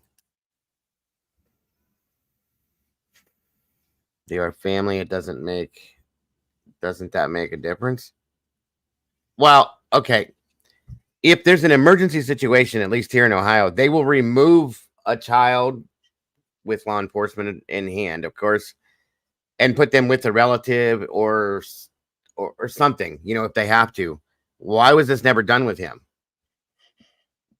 From what I understand, it wasn't done not once. I just read. It says, according to police reports, officers responded to the center in May of 2022. The report states Martonio was fighting and being aggressive with his mom. According to the police report, Martonio, who was 5 years old at the time, had been diagnosed with oppositional defiance disorder, had suicidal and homicidal ideations, and wanted to stab children. So he was There you probably go. on the spectrum. Yep.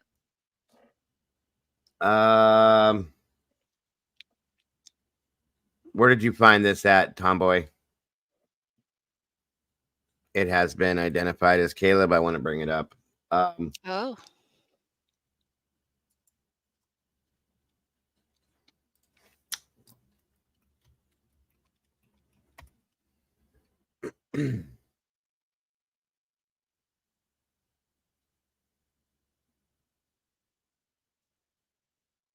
Hold on.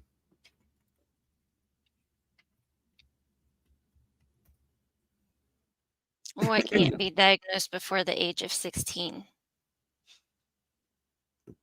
Because Dagoson has it and was diagnosed before the age of 16. 6 years old is they cannot diagnose a child with autism, ADHD, or any of that until they're 6 years old. Is what we were told by 3 doctors. Because we went immediately to doctors when we started realizing how he was, and they said we have to wait till he's 6 and then we can do all this. It has to do with developmental issues and stuff like that,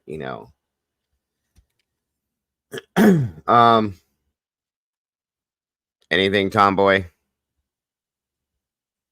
Yeah, definitely not 16. They can definitely be diagnosed way before 16. We were told 6 by 3 doctors, but maybe they were wrong. I don't know. But that's when we had Caden diagnosed, was 6 years old. What's incorrect, Terry Dean? I'm so confused. 22 months old. Well, they refused to do it here, Terry, until he was 6. Now, they did say that they believed that he had these specific things, but they couldn't fully diagnose it until he was 6.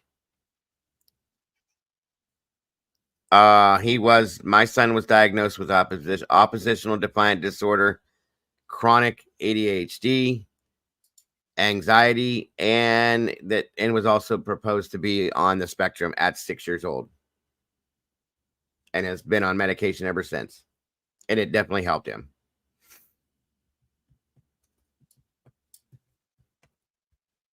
And there is no medication for oppositional defiant disorder. It's basically the same medication that they put you on for ADHD, and sometimes it helps, sometimes it doesn't. I can't find anything about what Tomboy was. I don't either. Wastewater. Yeah, definitely, Terry. Definitely. I agree with that. But 16 years old, that seems like a far stretch before you can understand. You know what I mean? Let me see something.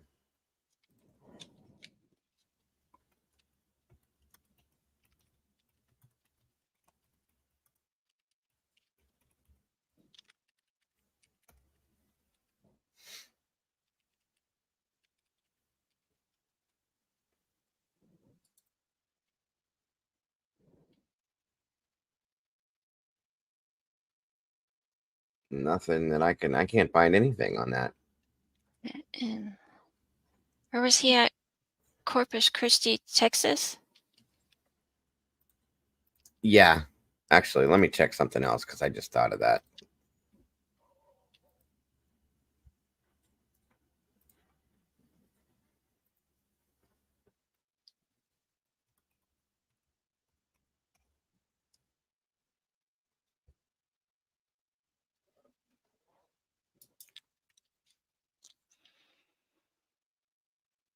Oh, shit.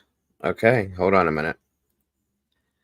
It hasn't been put out by law enforcement, but the Corpus Christi this is the guy that was filming when that I showed you guys when they found the things. It says breaking: the deceased body that was found floating inside the Perry Place pump station sewage well on Monday, June 24th, found by city employees, has been identified as the missing 21-year-old Texas A&M Corpus Christi student Caleb Harris, according to family. Please start a prayer chain for family. The Harris family has confirmed the remains found inside the wastewater lift station have been identified as their son, Caleb Harris. Now the family identifying as. That's pretty much, yeah. Yeah. Damn. Yeah, to figure out how the hell that happened.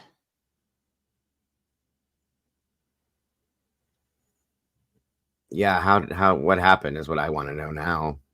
Yeah. I mean, you just don't go strolling through a field and fall through a manhole. So they were trying to say it didn't look like there was any foul play, but something's not right. Mm. The remains were just confirmed 20 minutes ago. Caleb Harris by his mom. Prayers for the family. May he rest in peace. Agreed. Becky Wright. Harris is with Janet Wright and Randy Harris. We all have heavy hearts this evening as we learned, this is the family right here, as we learned of the positive identification of our sweet Caleb. We will grieve our son, but we are at peace knowing that he is with the Lord and Savior Jesus Christ. Our only hope is in Jesus. If you don't know our Savior, please talk to me. I love talking about Jesus. Thank you for your prayers and support during this tragic time. Well, there it is. Damn. Come on, mystery. You got to keep with the roll here. Kind of like whack-a-mole. Yeah, well, it is one from another. Ching, ching, ching, ching. It is Caleb Harris for sure. And yes, Wisdom, I would be in jail too because I would be taking that kid. Oh, that would have happened a long. Yeah. Hello?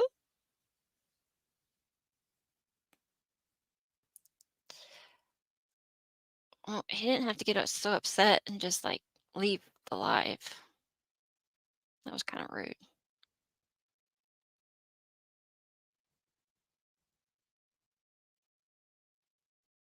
Yeah, I don't feel that's what happened either, Terry.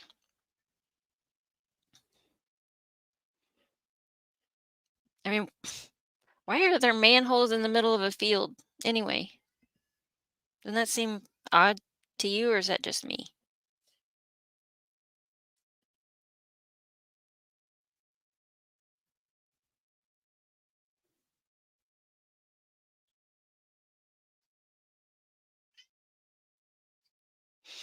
No, I get it, Demon. Yeah, anytime there's something that I want to know something about, unfortunately, YouTube has it. Yeah, Robert, I think you're right. Oh, poof, he came back. Sorry, guys. I don't know what I just did. That wasn't was like, supposed to happen like that. Sorry it's like about he that. got awfully upset and just said, exit right. I think he booted it. No, I didn't. Yeah, I booted myself, guys. Either way. I didn't do it this time. I promise I didn't do it. I'll be right back. All right. Hurry up. I gotta go to bed. Mystery, I guess it could have been a future planned development project. Wisdom would love to take Matthew for a couple of days. Oh, day goes beyond a mess. Whew.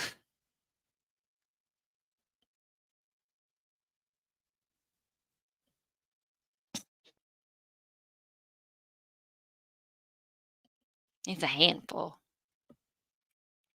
And he's gone again. I mean, he's here, but then he left.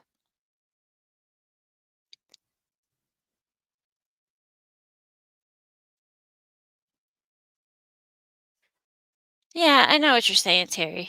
Yeah, Sorry, I'm back. you're fine. They're just like, welcome back. And I'm like, well, he's gone again. I think he came Sorry, back and then he left. Well, at least the family has some closure now. Wow. Really, Terry? On Severe National Council on Severe Autism has a YouTube channel. The dark? Oh, I don't. Well, oh, you said darkened. Never mind. I don't know that I want to know about all that. Mm-hmm.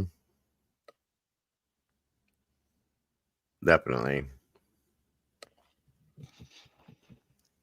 All right. Well, sir, it is almost 9 o'clock. Mm-hmm. Absolutely. You got to go to bed. Yes, I do. And I think I'm only working a couple hours tomorrow, so I may be able to hang out again, depending Cool. on when you decide to go Well, live. I'd have been here earlier today, but that's why I couldn't do the late show last night, you guys, because we had storms here and my internet was out, of course. So I was thinking about possibly making up for it tonight and shutting down here shortly, since Mama Bear's leaving, shutting this show down for tonight, because we're at 3.5 hours now anyway, and maybe popping back up in here in about a half hour or so and doing a late show. So we'll see. But thank you, Mama Bear, for being here. I appreciate you very much. Yep, it was fun. And it's always a pleasure to have you here. It makes my day better, and I think everybody loves when you're here too. So thank you again. I love being here, so. And we love you here too. So thank you for that. You're welcome. Get a Well, good Terry, night. then I might need to check that out then, because I just had 2 of my 3 kids diagnosed with autism. So Mm-hmm. Yes. Good idea, National probably. Council on Severe. Okay, let me write that down. That's absolutely true, Demon. Unfortunately, I wish I could stop doing it, but it's very hard. So. Oh, there goes my bedtime alarm. You hear it?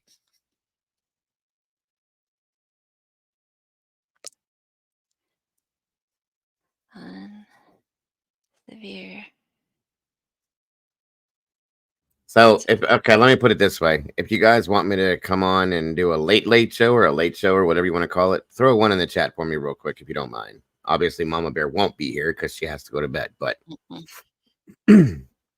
it'll be me. And maybe if we're lucky, somebody else may join us. If not, it'll just be me. So if you're ready for that. Thank you, Terry Dean.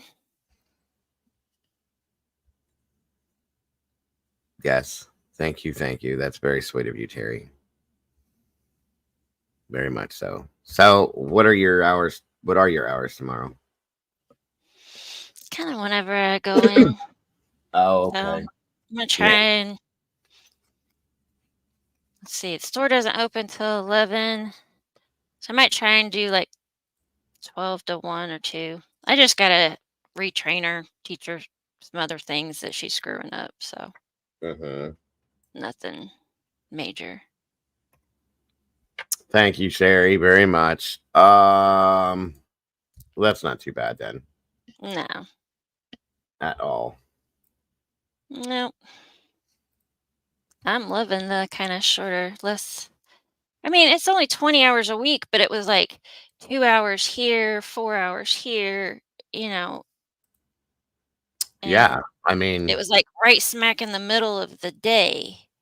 So it screwed up my morning and it screwed up my evenings. So well, when you started this job, it was supposed to be a part-time, a couple of days, if that, a week job. And I'm like, oh, well, that'll be nice just to get you out of the house and a little change and help out. And yeah, who knew I was going to end up running the damn thing? I'm surprised you don't own it by now. Hmm. So, real quick, thank you for joining us, Beth. I didn't even know you're here. But guys, so I see a bunch of ones. So yes, I will be back in here shortly, and we'll do a late show. And it won't be late. It'll just be a late show. So it'll be very soon. Before I do that, though, Miss Glitter sent me this, and it says, children learn what they live. Children live with criticism. They learn to condemn. Hostility, they learn to fight. Ridicule, they learn to be shy.